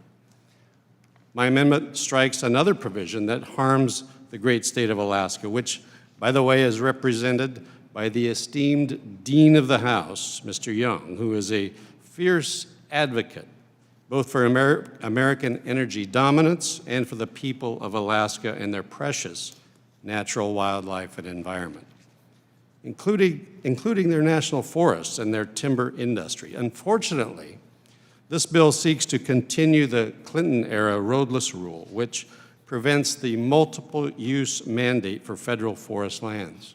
My amendment would strip this unnecessary rider from blocking healthy forest management in the Tongass National Forest. My amendment also removes the unfair and misguided moratorium on even the potential for mineral development in northeastern Minnesota. This provision prevents the United States from securing its own mineral resources and hands over control of our supply chains to dangerous foreign actors like China and Russia. It deprives Minnesota school districts of millions of dollars in mining royalties, all while blocking jobs and economic growth in a region desperately in need of them. Representative Stauber has been a steadfast champion for the people of the Iron Range, and his advocacy, alongside that of Representative Emmer, rightly prioritizes the livelihoods of the people of northeastern Minnesota, not ideological partisans who reside elsewhere. Appropriations riders like this unfairly remove even the possibility of fair consideration for a potential project's ability to meet or even exceed the robust standards and the environmental protections already in place. House Republicans are leading the charge to combat the distressing foreign dependency our nation currently faces on critical and rare minerals, and I stand with my colleagues on their commitment to American resource development, because let's be clear about this.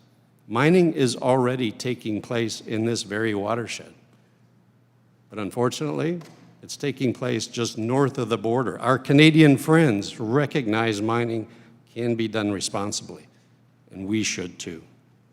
Another provision in this bill prohibits the EPA from replacing the Obama administration's job-killing methane rule, which was a regulatory blow to the American energy sector and unnecessarily harmed economic growth. Duplicative and costly mandates like this held America back from energy dominance. We must recognize the fact that methane emissions have decreased while production has increased over the same period. In fact, it is due to innovation and technology improvements in the oil and gas industry that the U.S. has been a world leader in emission reductions over the past 5 years. We should ensure science and facts inform these decisions and not politics. The last rider my amendment strikes, Madam Chair, affects something taking place in my own state. Unfortunately, some states like Washington are currently abusing the Section 401 certification process under the Clean Water Act to block the progress of federally permitted energy projects. The politicization of this law jeopardizes clear guidelines for the timely review of infrastructure projects while also harming economic and job growth. Several of our colleagues, including Representative Cheney from Wyoming and Gianforte from Montana, have rightly worked to halt this abuse and advocate for the resource-rich Powder River Basin, which is currently being blocked from accessing international markets through ports in my home state. I believe this is wrong And as the EPA works to finalize the clarification of this important law, the Appropriations Committee should not be legislating the agency's decision-making. Madam Chair, as a proud member of the Congressional Western Caucus and also a proud Republican who supports strengthening our nation's all-of-the-above energy strategy, I offer this amendment to strike these partisan riders. They have no place being a part of this appropriations bill. I would ask that let's get back to the bipartisan tradition of this committee and agree to remove these riders today so that we can focus on the important duty of appropriating rather than politicizing these important facets of our nation's energy independence effort. With that, Madam Chair, I yield back the balance of my time. Thank you. Ms. McCullum. Thank you, Madam Chair. I rise in strong opposition to this amendment that strikes provisions. Provisions, as many as I pointed out, were overwhelmingly supported by members from both sides of the aisle on the House floor in last year's bill. We are still the same Congress that we were last year. The same members, for the most part, except with some exceptions, are still here. We know how the vote will turn out. And now with the circumstances we find ourselves with COVID-19, I decided to put them in the bill. And as I said, many of these provisions passed overwhelmingly on the floor, and they were supported by members on both sides of the aisle. First, I would like to speak to the bipartisan language which exempts the EPA from finalizing a rule to roll back on pollution control measures on oil and gas leases meant to prevent gas leaks. These leaks are a major source of carbon pollution. Rolling back this rule actually makes bad financial sense, too, because the less natural gas leaks, the more natural gas companies will have to sell. Second, the bill includes a provision blocking the implementation of the Trump EPA's plan to gut state authority to protect water under the Clean Water Act. Governors from both parties all across the country have denounced the EPA's effort to undermine their ability to protect their rivers, their lakes and streams, and other bodies of water within their states. Third, the bill contains a provision that simply asks the administration to raise the money it promised from oil and gas sales in the Arctic Wildlife Refuge. Well, they use that oil and gas sale to balance their tax bill. And so for 3 years, they have told us they will raise $1 billion. And this bill simply says, okay, raise the $1 billion. How is that objectionable? The bill includes a provision to protect the Tongass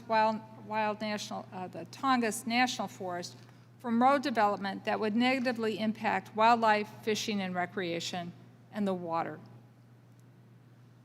I will speak to the Rainy River watershed.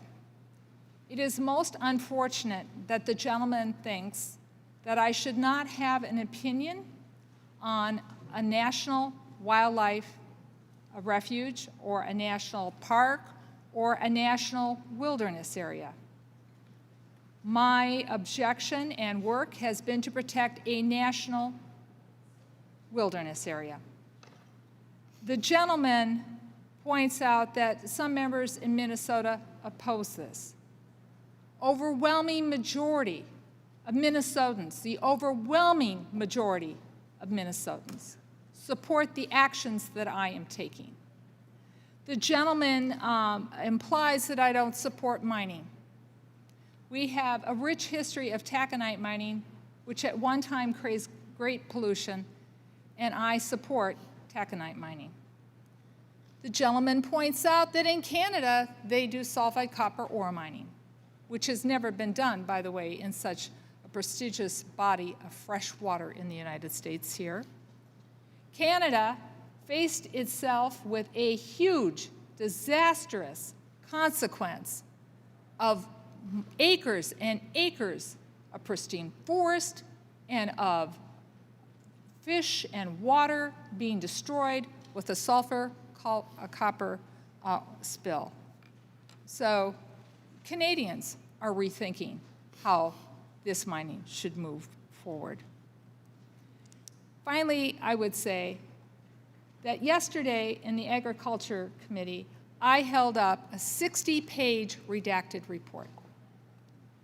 When I first became involved in this issue after the Trump administration, I asked Mr. Zinke and I asked Mr. Perdue if they would let the study go through, the 2-year study, to see if we could even safely mine in this pristine waters. Water so pure, you can put a cup in and safely drink from it while you're canoeing. 20 months into a 24-month study, they abruptly stopped the study. And the response we have had back as Congress to see what the taxpayers paid for has been 60 pages of redacted report. If it is so safe to mine, why not share the report? Share the report. That is all I have been asking for. Share the report. Share your findings. Why stop a study 20 months into 24 months and then boom, boom, boom, with leasings and mining plans, one after another, and not one piece of scientific research shared with this Congress? I am told, no, you cannot see it. We are told, no, you cannot see it. This region of the country needs to be protected from this type of mining, just as the Trump administration protected the same types of treasures, even smaller, in Montana and in Washington State.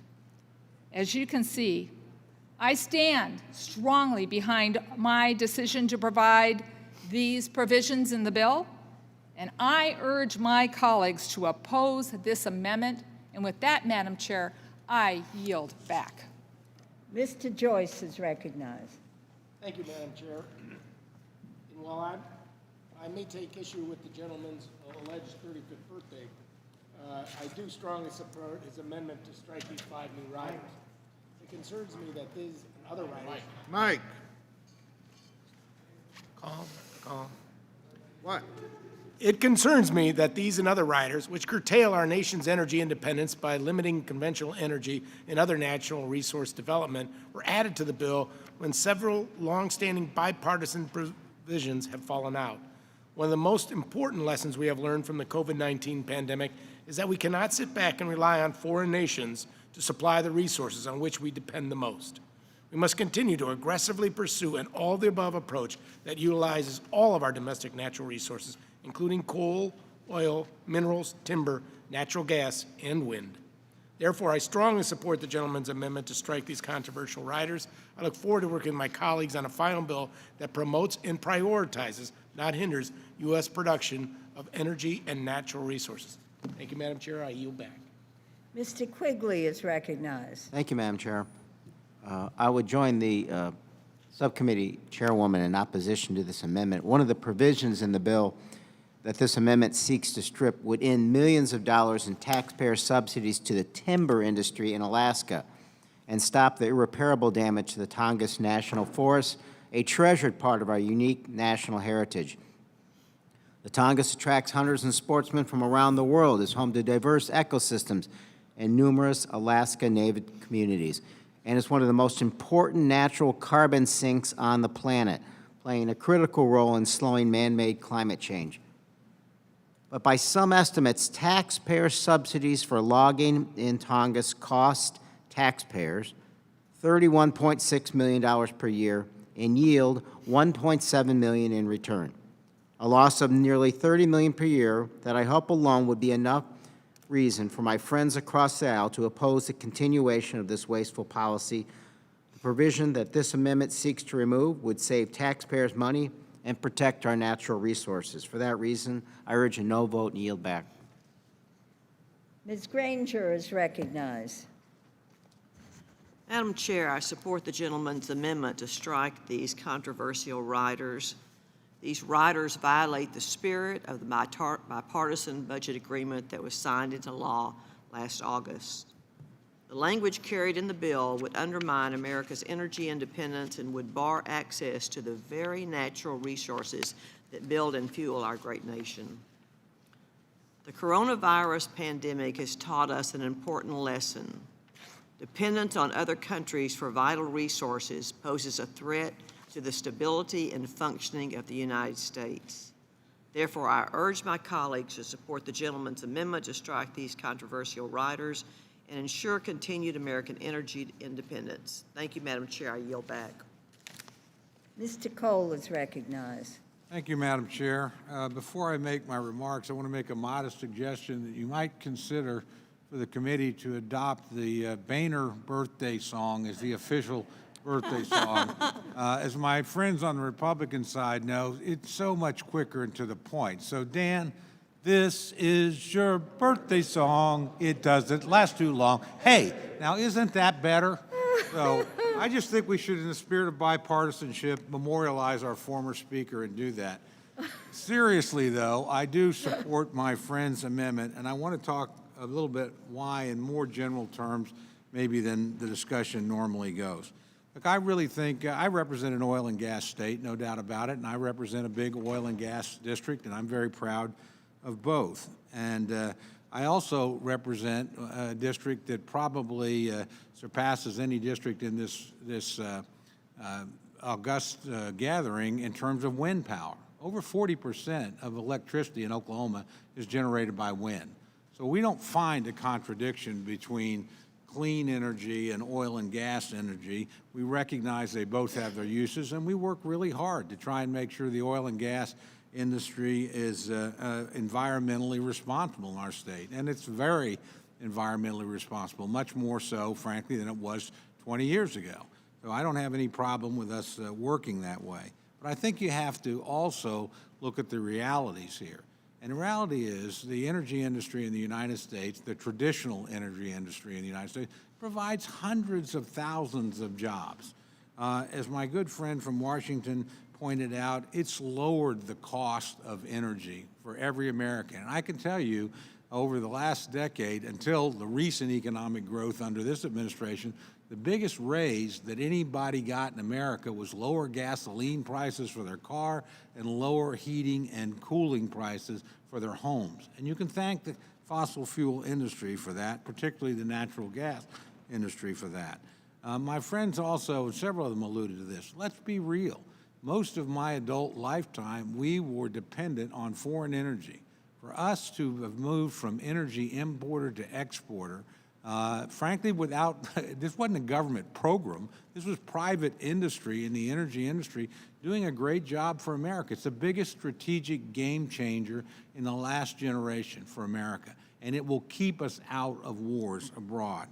And finally, if you think you're going to get rid of carbon-based energy, which provides well over 70, close to 80% of all the energy in the country anytime soon, think again. And again, I'm not against pursuing wind. I'm for it. Solar, I'm for it. Other forms of energy that are cleaner. I think those are good things. But let's not vilify an industry that, frankly, has made life enormously better and made all of us enormously more secure. So I think my friend is exactly on point. One of the reasons why this bill, as many good things as it has, will not get bipartisan support is because many of us look at it and say it is anti-fossil fuel, it is anti-American energy independence. That's a mistake. So I know my friend has thought through this, and I thank him for bringing the amendment to the floor, and look forward to supporting it. With that, yield back, Madam Chair. If there is no further debate, the member from Washington is recognized on the amendment for 1 minute to close. Thank you, Madam Chair. And I would only say that this is a good bill in many ways, and I would hope that we could bring it to the floor with broad bipartisan support. But this is the Appropriations Committee, and I think that this is the right thing to do to remove these sections of the bill that, frankly, are going to be lost in a conference committee with the Senate anyway. And so to remove the challenges that we could actually have a successful bill that could withstand the that conference committee, be passed by both bodies and signed into law by the president. I think that's the most important thing that we could do, and I appreciate the opportunity to point these issues out and would respectfully ask support by my colleagues of the committee. The question is on the amendment offered by the member from Washington. All those in favor say aye. Aye. Those opposed say no. No. In the opinion of the chair, the noes have it, and the amendment is not adopted. Madam Chair, I would ask for a recorded vote. All those in favor of a recorded vote? Recorded vote has been requested. A sufficient number being in support, a recorded vote is ordered. The clerk will call the roll. Mr. Adderholt. Mr. Adderholt, aye. Mr. Aguilar. Mr. Aguilar, no. Mr. Amadei. Mr. Amadei, aye. Mr. Bishop. Mr. Bishop, no. Ms. Bustos. Ms. Bustos, no. Mr. Calvert. Mr. Calvert, aye. Mr. Carter. Mr. Carter? Aye. Mr. Carter, aye. Mr. Cartwright? Aye. No. Mr. Cartwright, no. Mr. Case? No. Mr. Case, no. Ms. Clark? Ms. Clark, no. Mr. Cole? Aye. Mr. Cole, aye. Mr. Christ? Mr. Christ, no. Mr. Cuellar? Mr. Cuellar, no. Ms. DeLauro? Ms. DeLauro, no. Mr. Diaz-Balart? Mr. Fleischman? Mr. Fleischman, aye. Mr. Fortenberry? Yes. Mr. Fortenberry, aye. Ms. Frankel? No. Ms. Frankel, no. Ms. Granger? Ms. Granger, aye. Mr. Graves? Dr. Harris? Dr. Harris, aye. Ms. Herrera Butler? Ms. Herrera Butler, aye. Mr. Hurd? Mr. Hurd, aye. Mr. Joyce? Mr. Joyce, aye. Ms. Capter? No. Ms. Capter, no. Mr. Kilmer? Mr. Kilmer? Mr. Kilmer, no. Ms. Kirkpatrick? No. Ms. Kirkpatrick, no. Ms. Lawrence? No. Ms. Lawrence, no. Ms. Lee? Ms. Lee, no. Mrs. Lowy? No. Mrs. Lowy, no. Ms. McCullum? No. Ms. McCullum, no. Ms. Meng? Ms. Meng, no. Mr. Molinar? Mr. Molinar, aye. Mr. Newhouse? Mr. Newhouse, aye. Mr. Palazzo? Mr. Palazzo, aye. Ms. Pingree? No. Ms. Pingree, no. Mr. Pocan? Mr. Pocan, no. Mr. Price? Mr. Price, no. Mr. Quigley? Mr. Quigley, no. Ms. Roby? Mr. Rogers? Mr. Rogers, aye. Ms. Roble-Allard? Ms. Roble-Allard, no. Mr. Rupersberger? Mr. Rupersberger, no. Mr. Rutherford? Mr. Rutherford, aye. Mr. Ryan? Mr. Ryan, no. Mr. Serrano? No. Mr. Serrano, no. Mr. Simpson? Mr. Simpson, aye. Mr. Stewart? Mrs. Torres? Mrs. Torres, no. Mr. Visklowski? No. Mr. Visklowski, no. Ms. Wasserman Schultz? Ms. Wasserman Schultz, no. Ms. Watson Coleman? No. Ms. Watson Coleman, no. Mr. Womack? Mr. Womack, aye.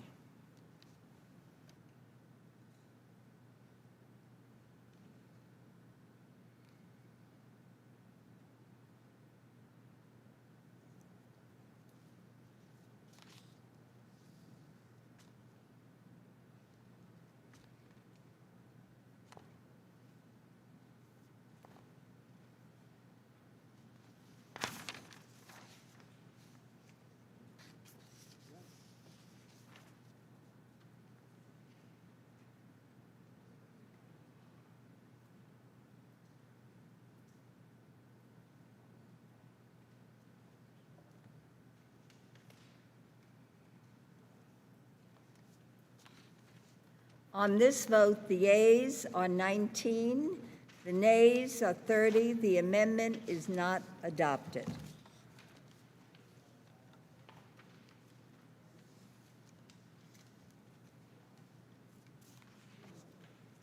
Is there any further amendment or discussion? Seeing none, I recognize the gentlewoman from Ohio for a motion, and I ask for your support for this bill. Madam Chairwoman, I move to favorably report the Interior and Environment Appropriations Act of 2021 to the House. The question is on the motion. All those in favor say aye. Those opposed, no. In the opinion of the chair, the ayes have it.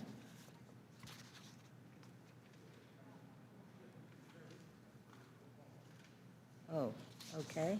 A recorded vote has been requested. All those in favor of a recorded vote, raise your hand. A sufficient number being in support, a recorded vote is ordered. The clerk will call the roll. Mr. Adderholt. Mr. Adderholt, no. Mr. Aguilar. Mr. Aguilar, aye. Mr. Amedee. Mr. Amedee, no. Mr. Bishop. Mr. Bishop, aye. Ms. Bustos. Mrs. Bustos, aye. Mr. Calvert. Mr. Calvert, no. Mr. Carter. No. Mr. Carter, no. Mr. Cartwright. Aye. Mr. Cartwright, aye. Mr. Case. Aye. Mr. Case, aye. Ms. Clark. Ms. Clark, aye. Mr. Cole. Mr. Cole, no. Mr. Christ. Mr. Christ, aye. Mr. Cuellar. Mr. Cuellar, aye. Ms. DeLauro. Ms. DeLauro, aye. Mr. Diaz-Balart. Mr. Fleischman. Mr. Fleischman, no. Mr. Fortenberry. No. Mr. Fortenberry, no. Ms. Frankel. Aye. Ms. Frankel, aye. Ms. Granger. No. Ms. Granger, no. Mr. Graves. Dr. Harris. Dr. Harris, no. Ms. Herrera-Butler. Ms. Herrera-Butler, no. Mr. Hurd. Mr. Hurd, no. Mr. Joyce. Mr. Joyce, no. Ms. Capter. Yes. Ms. Capter, aye. Mr. Kilmer. Mr. Kilmer, aye. Ms. Kirkpatrick. Aye. Ms. Kirkpatrick, aye. Mrs. Lawrence. Aye. Mrs. Lawrence, aye. Ms. Lee. Ms. Lee, aye. Mrs. Lowy. Aye. Mrs. Lowy, aye. Ms. McCullum. Aye. Ms. McCullum, aye. Ms. Meng. Ms. Meng, aye. Mr. Molinar. Mr. Molinar, no. Mr. Newhouse. Mr. Newhouse, no. Mr. Palazzo. Mr. Palazzo, no. Ms. Pingree. Aye. Ms. Pingree, aye. Mr. Pocan. Mr. Pocan, aye. Mr. Price. Mr. Price, aye. Mr. Quigley. Mr. Quigley, aye. Ms. Roby. Mr. Rogers. Mr. Rogers, no. Ms. Roybal-Allard. Ms. Roybal-Allard, aye. Mr. Rupersberger. Mr. Rupersberger, aye. Mr. Rutherford. Mr. Rutherford, no. Mr. Ryan. Mr. Ryan, aye. Mr. Serrano. Mr. Serrano? Aye. Mr. Serrano, aye. Mr. Simpson? Mr. Simpson, no. Mr. Stewart? Ms. Torres? Mrs. Torres, aye. Mr. Visklosky? Aye. Mr. Visklosky, aye. Ms. Wasserman Schultz? Ms. Wasserman Schultz, aye. Mrs. Watson Coleman? Aye. Mrs. Watson Coleman, aye. Mr. Womack? Mr. Womack, no.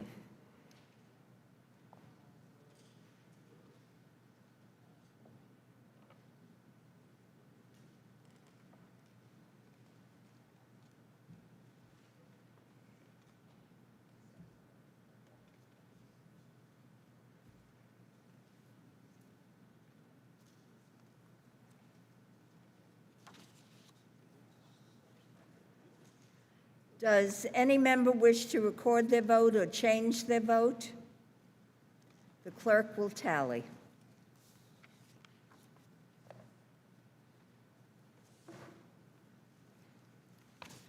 On this vote, the ayes are 30, the noes are 19. The motion is agreed to. I ask unanimous consent that the staff be permitted to make technical and conforming changes to the bill and report just approved. Seeing no objection, so ordered. Madam Chair, I ask for 3 days for minority development. That's it?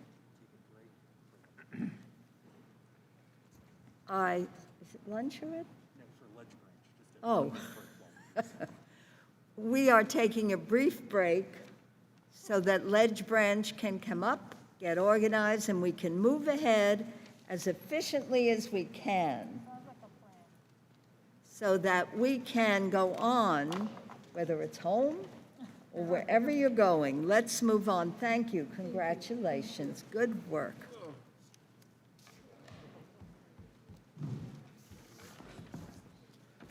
Okay, now this I give to somebody, and I get good work, Chris.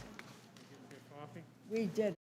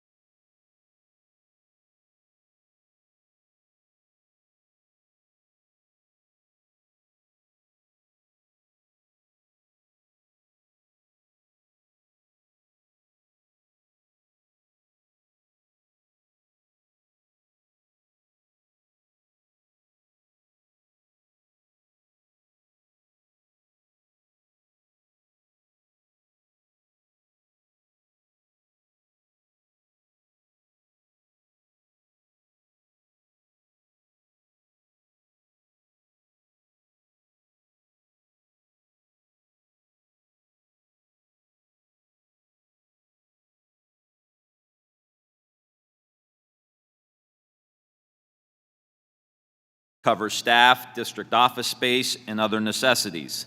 I also believe this funding is sufficient to address our new normal as members move to higher tech means of interacting with constituents. This works out to an average of about $56,000 per member office. Our bill creates a new House Modernization Initiatives account and provides a down payment of $2 million to start the process of modernizing the House. I believe this funding is necessary to bring the House into the 21st century. This bill also provides increases to the main analytical agencies in the legislative branch to continue building their capacity, including the Congressional Budget Office, Congressional Research Service, and Government Accountability Office. Now that I've mentioned all the parts of the bill that I know there is broad consensus on, I want to discuss some items that require a tougher conversation.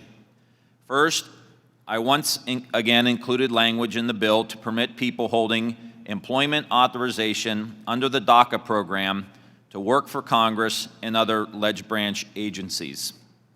Dreamers are Americans and should be able to serve their country in this body. I included it because it is the right thing to do, and I want to welcome these members to our national community to seek employment with Congress and the ledge branch agencies. Second, the bill includes language blocking the cost of living adjustment for members. Right now, with everything going on in our country, I believe this is necessary. However, I would like to point out that this will be the 12th consecutive year that no cost of living adjustment has been provided, with the average rent in Washington, D.C. at $2,300. Right now, every federal judge, from the district court to the Supreme Court, is compensated at a much higher rate than members of Congress. We need to have a real discussion on this issue, or we will have a Congress where only millionaires can afford to serve.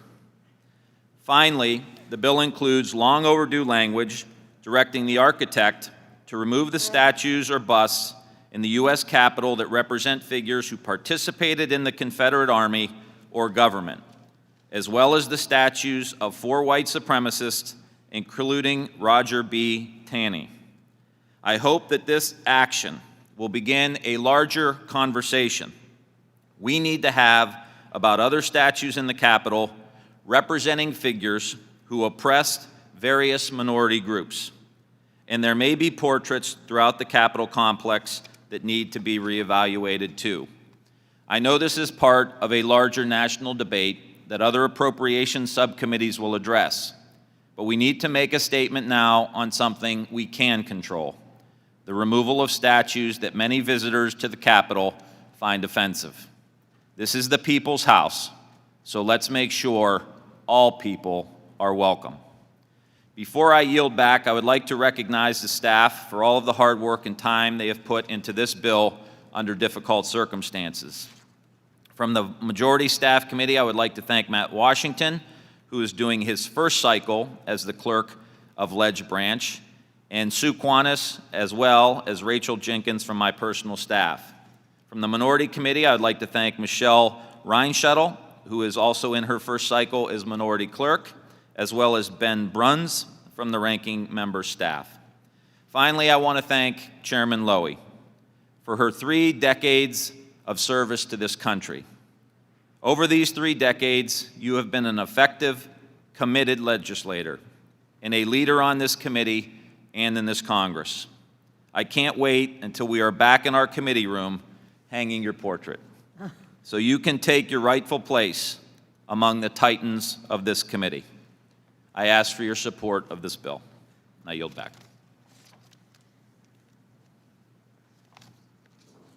I would now like to recognize the subcommittee ranking member, Ms. Herrera Butler.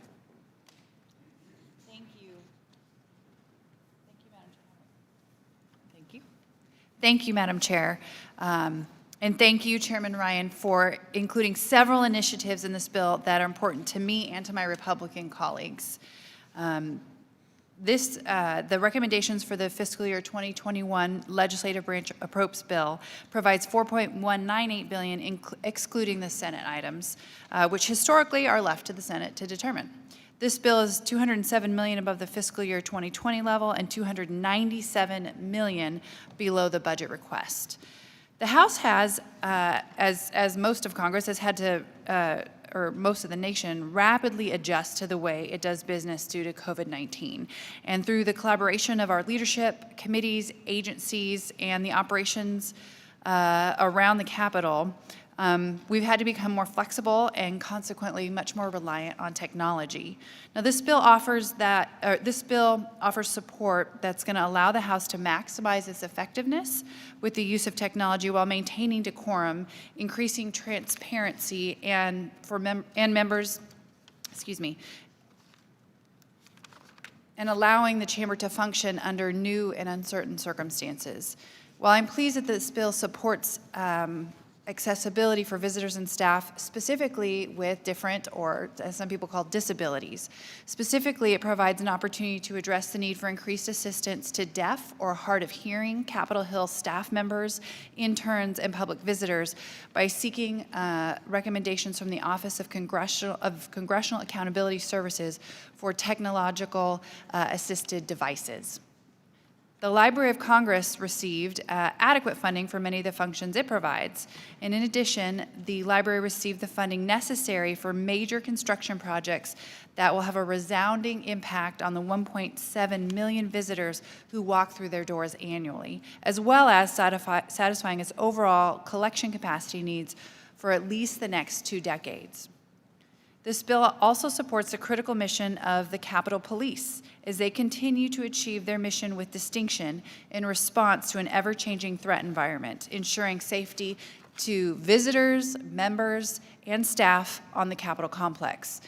We thank them for their service to members, to staff, and to the visiting American public. While this bill has taken care of some important initiatives to support the legislative branch, it is silent on any funding to continue our response to the coronavirus over the coming fiscal year. And this is the people's house. The American people expect us to safely continue our work to help citizens and businesses survive this pandemic. To do this, we must ensure the safety of the men and women who work and visit the Capitol complex. The sooner we get safety right, the sooner the Capitol doors can reopen to the American public. And it is my hope that this happens in the near future. I'm also concerned that the 5% increase in this bill, that this bill enjoys, was only able to happen because of the emergency funding that was used. Funding is used in other bills, which frees up space within the budget caps to spend more in this and other bills. So there is an increase in overall spending in this bill, yet we haven't built in some of the COVID response cleaning and necessary safety precautions that we all know we're going to need into the fall. That concerns me. I remain hopeful we can continue to work through this and other controversial issues as we move forward in this legislative process. And to that end, Chairwoman Lowy, as Chairman Ryan mentioned, talking about other pictures and portraits around the Capitol, it'll be great to, if we return to our room and we see all the portraits around. Often you sit and you see all the former chairmen of the Appropriations Committee. It will be nice to finally have a true decoration up in the Appropriations room with a chairwoman. That's one portrait I don't think any of us will have controversy over. Let me say thank you again to Chairman Ryan. It's been a pleasure to work with him, and to the majority and the minority staff who, they just make us look good. So thank you. I yield back.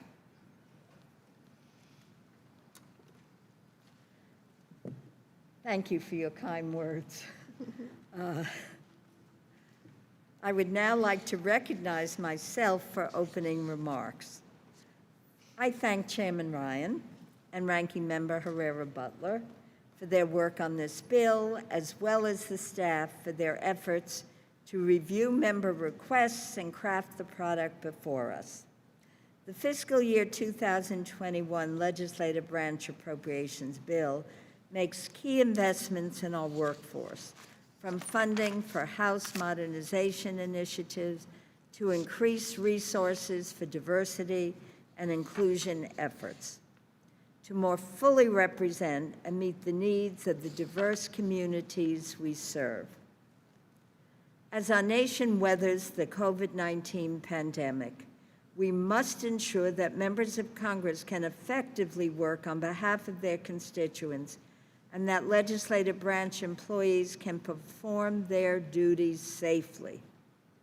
The fiscal year 2021 legislative branch appropriations bill would do so both by providing $640 million for the members' representational allowance, a 4% increase above the FY 2020 enacted levels, providing offices with the ability to meet rising costs and ensure a safe environment for staff. $631.3 million for the architect of the Capitol, $31.8 million above the FY 2020 enacted levels. $2 million for modernization efforts in the House, and an increase of $500,000 for the Office of Diversity and Inclusion. The Capitol and its grounds should be a place where all Americans feel welcome to work and visit. Toward that end, this bill would protect the rights of DACA recipients to work in the legislative branch. It also includes strong language removing statues and imagery that honor divisive figures who are involved in the Confederacy or otherwise have unambiguous records of racial intolerance. I look forward to moving this bill to the floor of the House of Representatives, and I urge all members to support it. I would now like to recognize Ranking Member Granger for her opening remarks. Thank you to Chairman Ryan and Ranking Member Herrera Butler for the work they've done to address critical issues that affect the Congress. This bill recognizes the important bipartisan work of the House Select Committee on Modernization and takes steps to make Congress more effective, efficient, and transparent on behalf of the American people. The bill funds priorities of the architect of the Capitol in order to support the Capitol's aging infrastructure and promote the safety and health of employees and visitors. The men and women of the Capitol Police demonstrate the highest standard of professionalism, and this bill recognizes their service and sacrifice by ensuring that they have the resources they need to continue to keep the complex safe. Unfortunately, I have concerns that will prevent me from supporting this bill in its current form. Just 11 months ago, the bipartisan budget agreement set the top-line spending level for fiscal year 2021. There was consensus at the time that bills would not contain policy riders. This bill violates the spirit of that agreement. The total cost of this bill increases by 5%, and there are new riders inserted that are more appropriately addressed by the authorizing committees and the Joint Committee of Congress on the Library. I hope we can come together on these issues as the process moves forward. In closing, I want to thank the subcommittee members for their work on this bill, as well as the majority and minority staff. And I thank you, Madam Chairman, and I yield back. Are there any other members wishing to make general comments about the bill? Madam Chair? Ms. You are Capter. recognized, Ms. Capter. I thank the chair.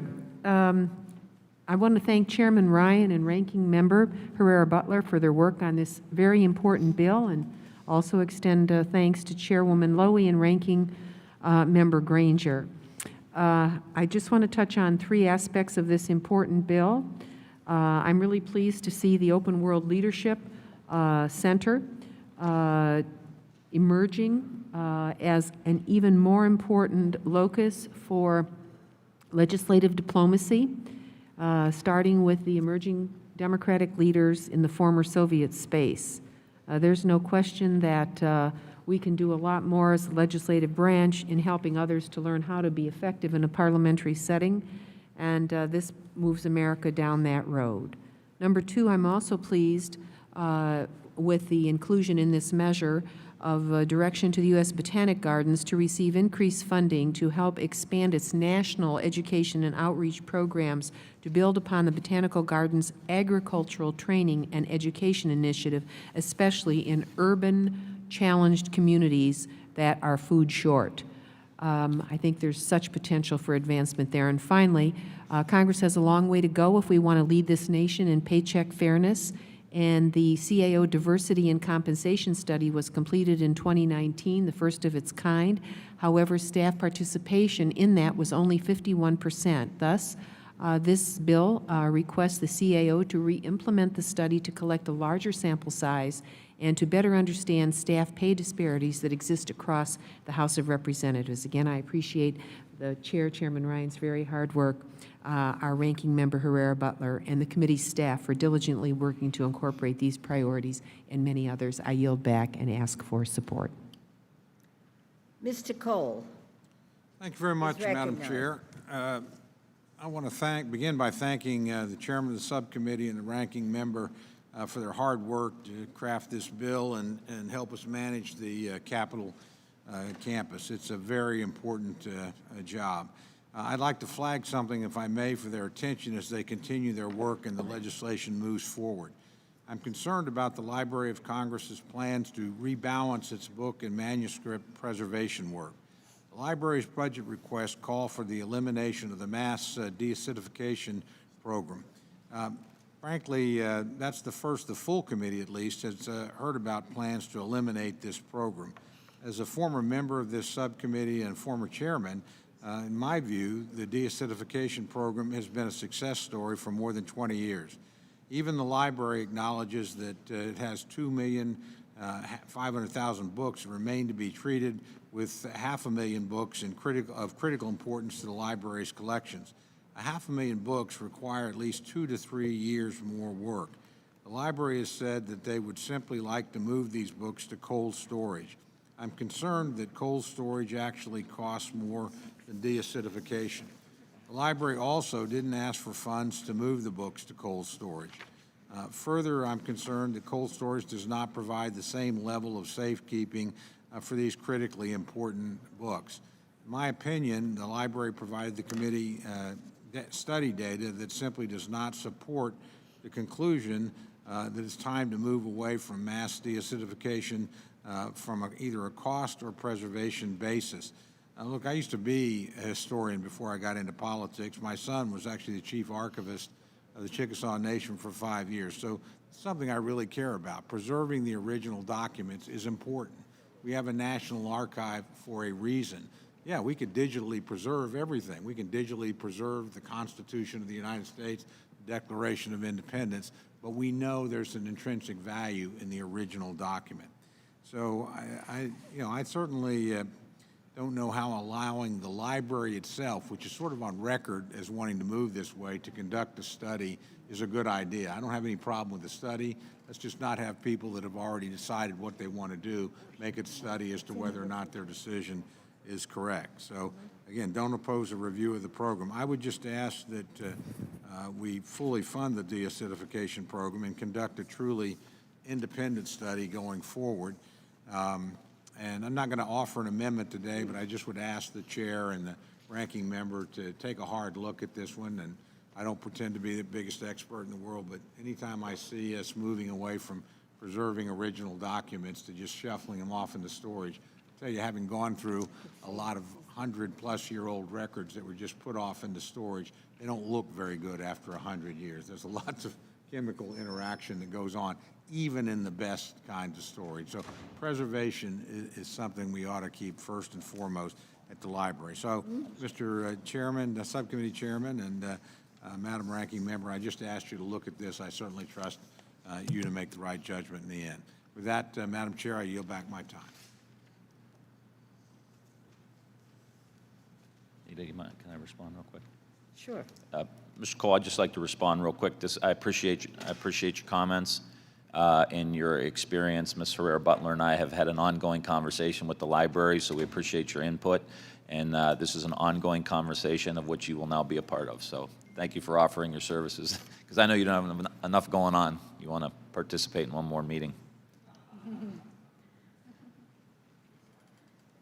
I would like to, as a point of personal privilege, just to suggest to all my good friends, all my wonderful colleagues, that we have 1, 2, 3, 4, 5, 6, 7, 8 people who have requested time. It would be very nice if you could all be brief, since we are concluding our time and many are moving on to airports and other forms of transportation. Thank you. Ms. Lee. Thank you very much, Madam Chair. Let me thank our chairman and also our ranking member for your tremendous leadership on this committee. First of all, I'm pleased to support this ledge branch appropriations, and I want to just say a couple of points. I'll be very brief. I think it's crucial to view, as I said earlier, our funding priorities through the added lens of racial justice and work to ensure that all of our appropriations bills this year and beyond meet this moment and work towards the goal of dismantling racism. And so I'm deeply grateful that this bill includes language to remove Confederate statutes and busts, including those who have perpetuated racism from the United States Capitol. This is an issue that myself and Chairman Benny Thompson have been working on for several years. We must recognize and confront the horror of the institution of slavery and those who fought to preserve it. These painful symbols of support for the continuation of slavery, treason, and racism have no place in our country and in our statutes in the Capitol and should not be enshrined and glorified here in the United States Capitol.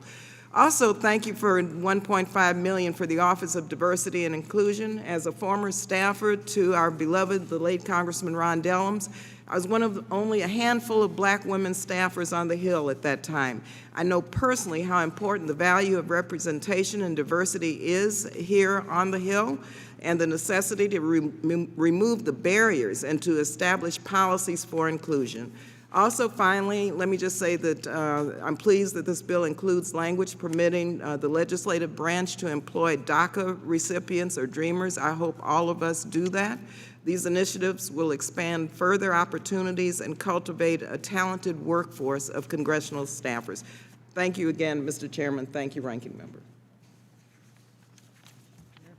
Ms. Wasserman-Schultz. Thank you, Madam Chair. I'll also be brief, and I want to thank Chairman Ryan and Ranking Member Herrera-Butler for your leadership on a bill that invests in a strong legislative branch. And the bill before us will enable us to better serve our constituents and make legislative decisions on their behalf. As a former chair of the Legislative Branch Subcommittee, and I can tell you this bill holds a special place in my heart, and I want to associate myself with the remarks of my former partner in crime when I did chair the committee, Mr. Cole, about the de-acidification study. And Mr. Ryan, Ms. Herrera-Butler, if you could loop me into that as well. Preserving the documents, the actual documents, is critically important.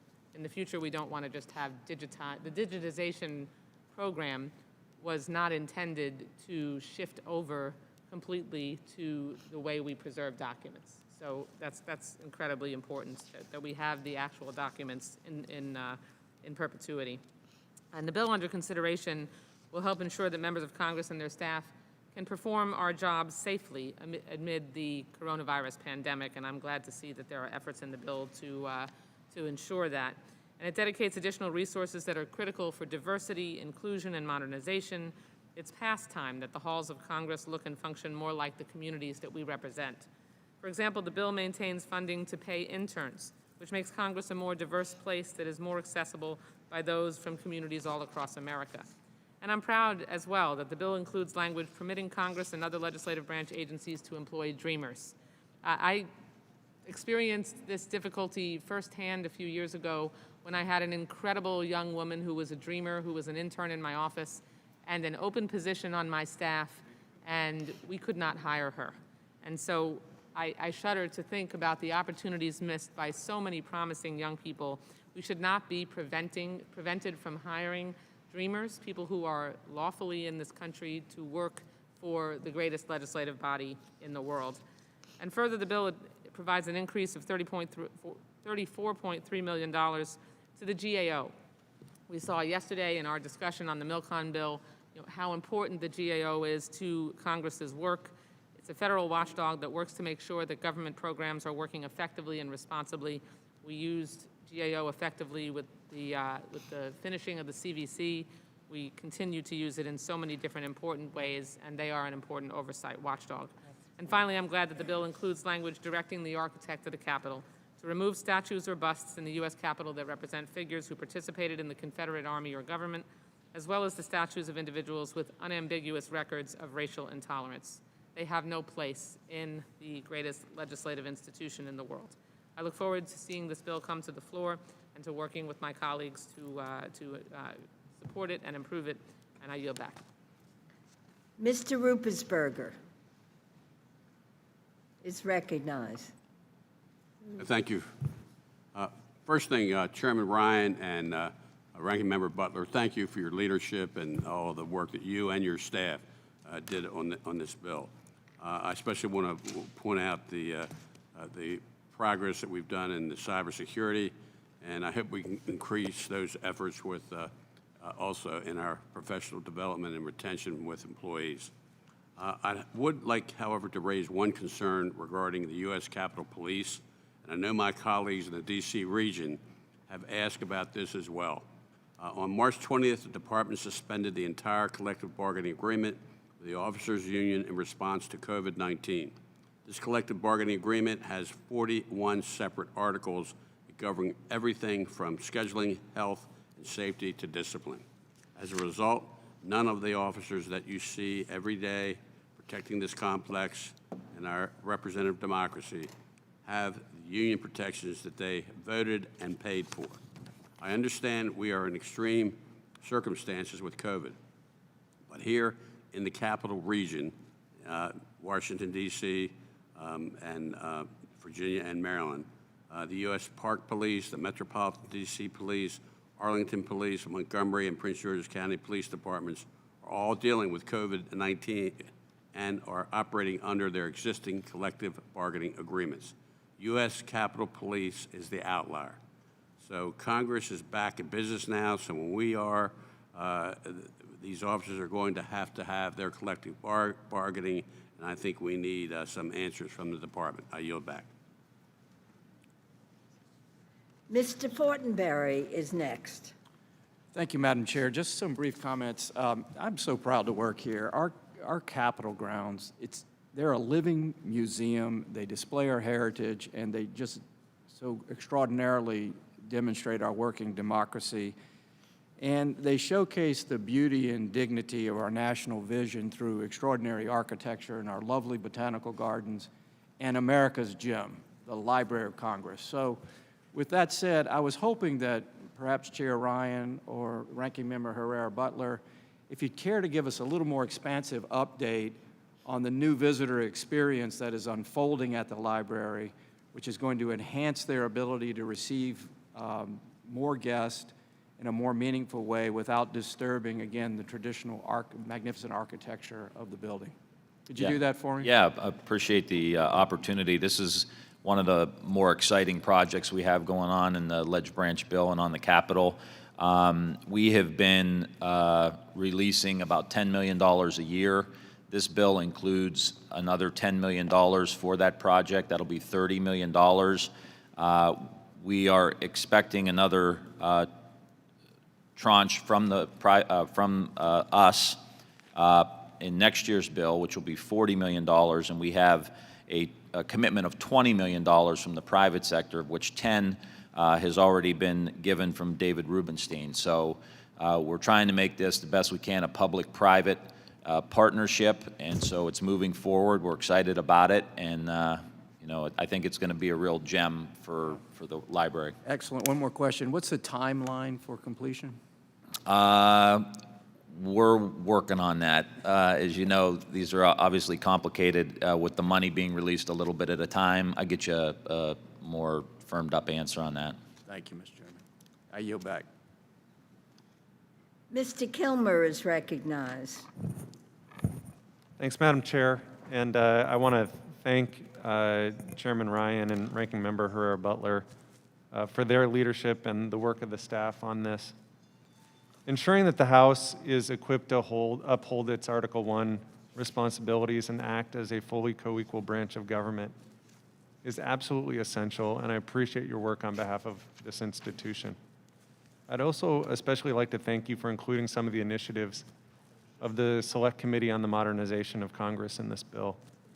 I have the honor of serving as chair of that committee, working with Vice Chair Tom Graves and some extraordinary partners, including Mr. Pocan and Mr. Newhouse.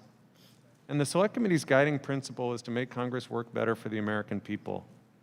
Our committees unanimously passed 45 recommendations to improve the way Congress works. In March, the House passed legislation to implement almost 30 of those recommendations, and I'm really happy and grateful to see that the Appropriations Committee supports the work we've done so far. This bill establishes a House Modernization Initiatives account to carry out recommendations that the Select Committee has made to modernize House operations. And by creating this new account, the Appropriations Committee is taking a bold step forward and investing in the future of this institution. The things we're trying to fix took a long time to break, and the solutions are rarely simple or cheap, so I commend the committee and the chairman for recognizing that modernization is an ongoing process. The bill also includes funding to support transition activities for new members and staff. The Select Committee recommended bringing the House in line with the Senate and providing new members with the funds to hire a staffer during that post-election transition period. This investment will go a long way toward helping new members better navigate the transition process. The bill increases funding for the CAO to help that office implement some of the Select Committee's efficiency initiatives, like a one-stop shop human resources hub for congressional staff and bulk purchasing baseline technology suites for member offices. That'll save money for taxpayers and enable this place to function better. The bill also raises the cap for the House Student Loan Repayment Program. The Select Committee has spent a lot of time studying congressional staff recruitment and retention, and we know that benefits matter a lot, especially when this institution is unable to match private sector salaries. Staff value this program, and I'm grateful to see that the committee supports it. The Select Committee's looked at how the internship pipeline leads to jobs on the Hill. And the problem is that a lot of people can't afford to work for free, and so they miss out on crucial job opportunities.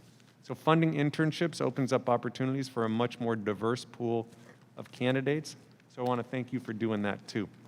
This bill also increases funding for the Office of Diversity and Inclusion, which the Select Committee recommended making permanent, and I commend the committee for investing in this worthy mission. So, on behalf of the Select Committee, thank you again for your leadership, Chairman Ryan and Ranking Member Herrera Butler, and for the great work of the staff, Matt Washington and Sue Quantius and Michelle Reinschuttle, that they did on this bill as well. The modernization initiatives included in this bill will go a long way toward making Congress work better for the American people. Gentleman, yield for 10 seconds? For sure. I just want to thank you and Congressman Graves. You guys have done an amazing job of putting together a comprehensive list on all aspects of Congress. I know how much hard work you put in, and so this $2 million is a down payment, but I think the American people want this institution to be modernized and function in an efficient and effective way, and you have given us numerous recommendations that we'll continue to build on this $2 million. We appreciate it. Thank you. Thank you, Madam Chair. I yield back. Mr. Aderholt is next. Oh, thank you, Madam Chair. I just quickly want to associate myself with Mr. Cole and Ms. Wasserman Schultz and their comments about the preservation at the Library of Congress. I do think that preserving original documents are very important, and that we need to make sure that we do everything we can. And I would agree with their comments, and any way I could be of help with that, Mr. Chairman. Will the gentleman yield? Yes. I just want to clarify, the conversations are ongoing and we welcome input. It is not that we are not going to be preserving the original documents. Just for clarification's sake, we're not going to like get them all digitized and then chuck the originals. It's just how they get done is the ongoing conversation. So just wanted to clarify. Thank you. Yield back. Well, thank you. No, I just wanted, I know there's, again, there's a lot of it's just been a study being done, so I know it's not a done deal, but, you know, anytime you change the, I think we've done a good job of the last 30 years or so, the way we have with this preservation process. And so like I said, any way I could be helpful on that, I'll be glad to try to be of assistance anyway. So thanks so much. I yield back. Ms. Clark is recognized. Thank you, Madam Chairwoman. I want to thank Chairman Ryan and Ranking Member Herrera Butler for all the work you've done to produce a bill that moves our institution forward. And I want to take a moment to say how grateful I am for the work and friendship of our chairwoman, Nita Lowy. I will miss her terribly, but she leaves a legacy of inclusive leadership that she always demonstrated in shaping appropriation bills to reflect our shared values. And this bill is a good example of that. It not only provides for the needs of the agencies under its jurisdiction, but it meets this inflection point on our march for racial justice and equality. This is reflected in the provisions to diversify our interns, increase the lifetime cap of student loan repayment, increase the availability of gender-neutral restrooms, and include Dreamers in our congressional workforce. I'm particularly proud that this bill takes the long overdue step of removing the statues of those who tried to tear down our country in defense of slavery from our nation's capital. And this bill will increase the transparency and diversity and bring that to the work of our Capitol Police. There is no doubt that these steps mark the beginning, not the end of our efforts to respond to this moment in our nation's history. But I am grateful for the progress this bill brings, and I urge my colleagues to support it. Thank you, and I yield back. Thank you, and I thank you for your kind words, my friend. Ms. Rosa DeLauro is recognized. Thank you very much, Madam Chairman, and I want to thank Chairman Ryan and Ranking Member Herrera Butler. I think that this bill moves our nation forward as it reflects on its values going forward. I'm in support of the bill and its provisions to remove certain statutes in the U.S. Capitol and permit the legislative branch agencies to employ Dreamers. Our nation faces a moment of turmoil, but also of reckoning, and I believe each member of this committee wants to be a part of the healing and to help America meet its ideals, a more perfect union where all are equal under the law. And that means venerating those who fought for equality and not venerating those who fought against it. Our country is made stronger and enriched by Dreamers, those residents of the United States brought to this country as children. The Dreamers have followed the rules. They've gone through an application process. They've been approved to stay in our nation. And during this pandemic, 200,000 are serving the nation and its community as essential workers, as healthcare workers, as farm workers. They are playing a critical role to keep our country safe. We would be enriched by having them be with us here in government. And I yield back and thank the Chairman. Ms. Lawrence. Thank you, Madam Chair. Recognized. As the co-chair of the Women's Caucus, we have a historic number of women serving in the U.S. House of Representatives and the Senate. And so I'm so proud that this committee does recognize the 100-year anniversary of women achieving the right to vote in the U.S. It perfectly aligns with the diverse composition of the 116th Congress. The committee recognizes the significance of the centennial of the passage of the 19th Amendment to the Constitution, and it encourages the Library of Congress to continue to raise awareness of this anniversary through exhibits. But furthermore, I wanted to thank the committee for increasing the recommendation of increasing female representation through the House Curator to create a list of 10 notable female historic figures not already on display as a Capitol statue, and also to look at 10 former or current members of Congress who have set trailblazing records. Our halls of Congress and our memorials and statues should reflect the diversity of this country and the diversity of the women who have served this country. Thank you so much. I yield back.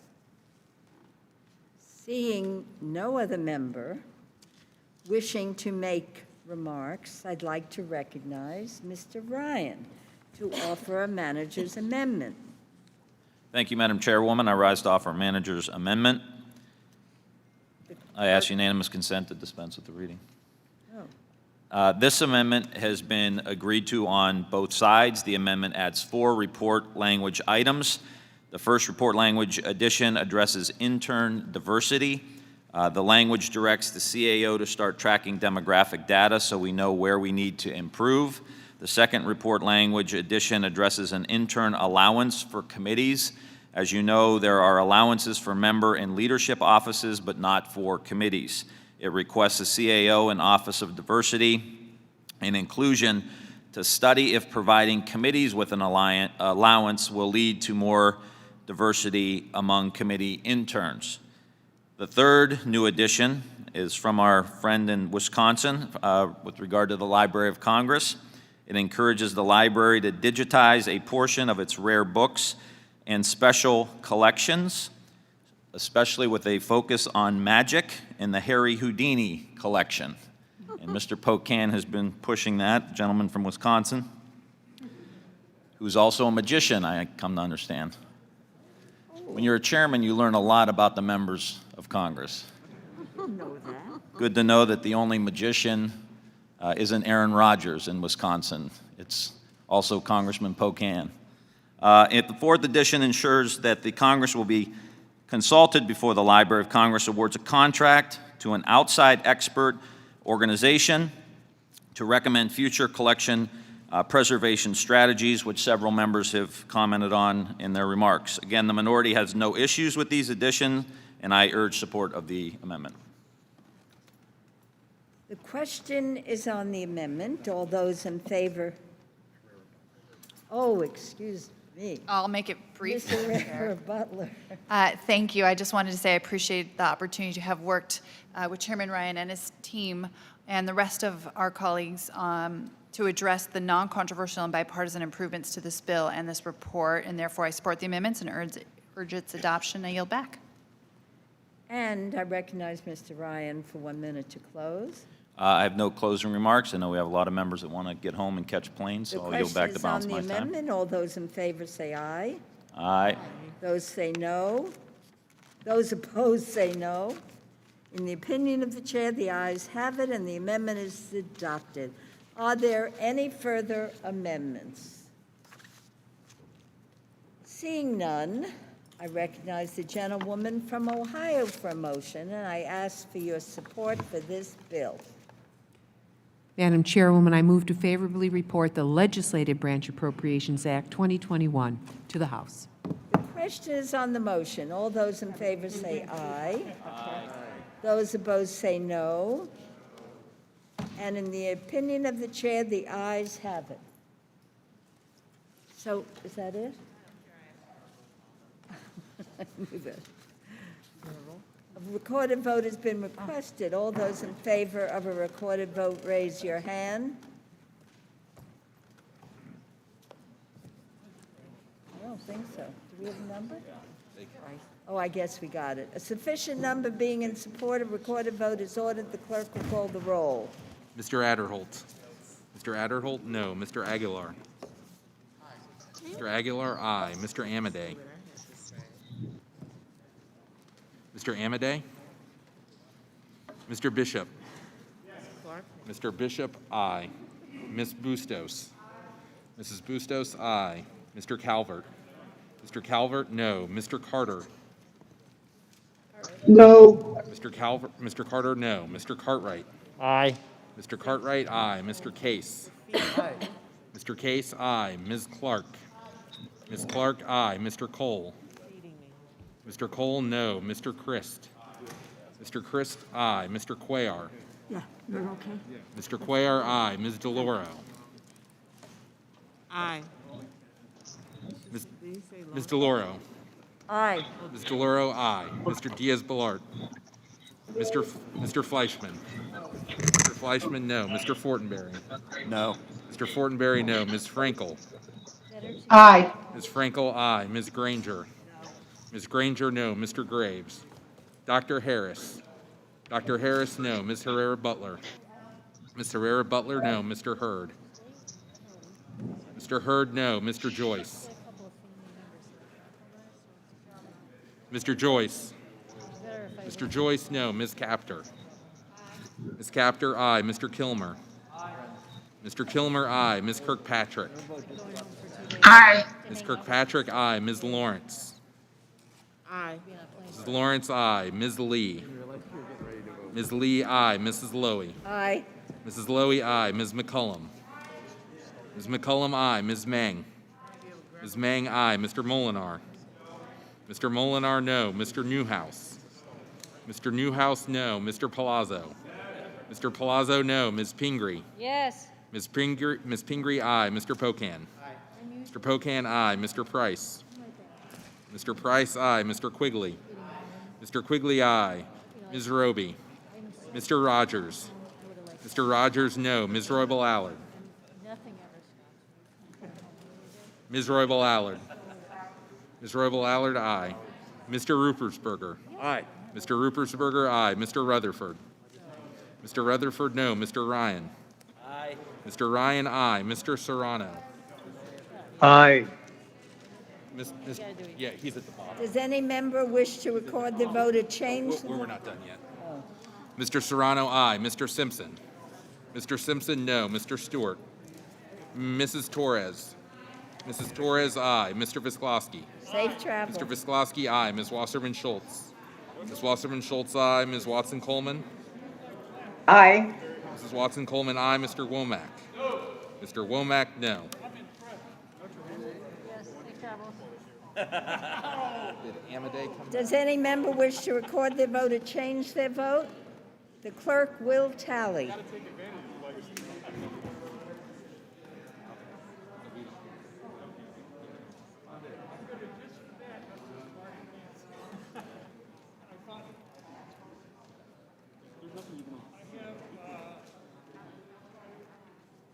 Safe travel, my friend. Hey, thanks. Safe travel.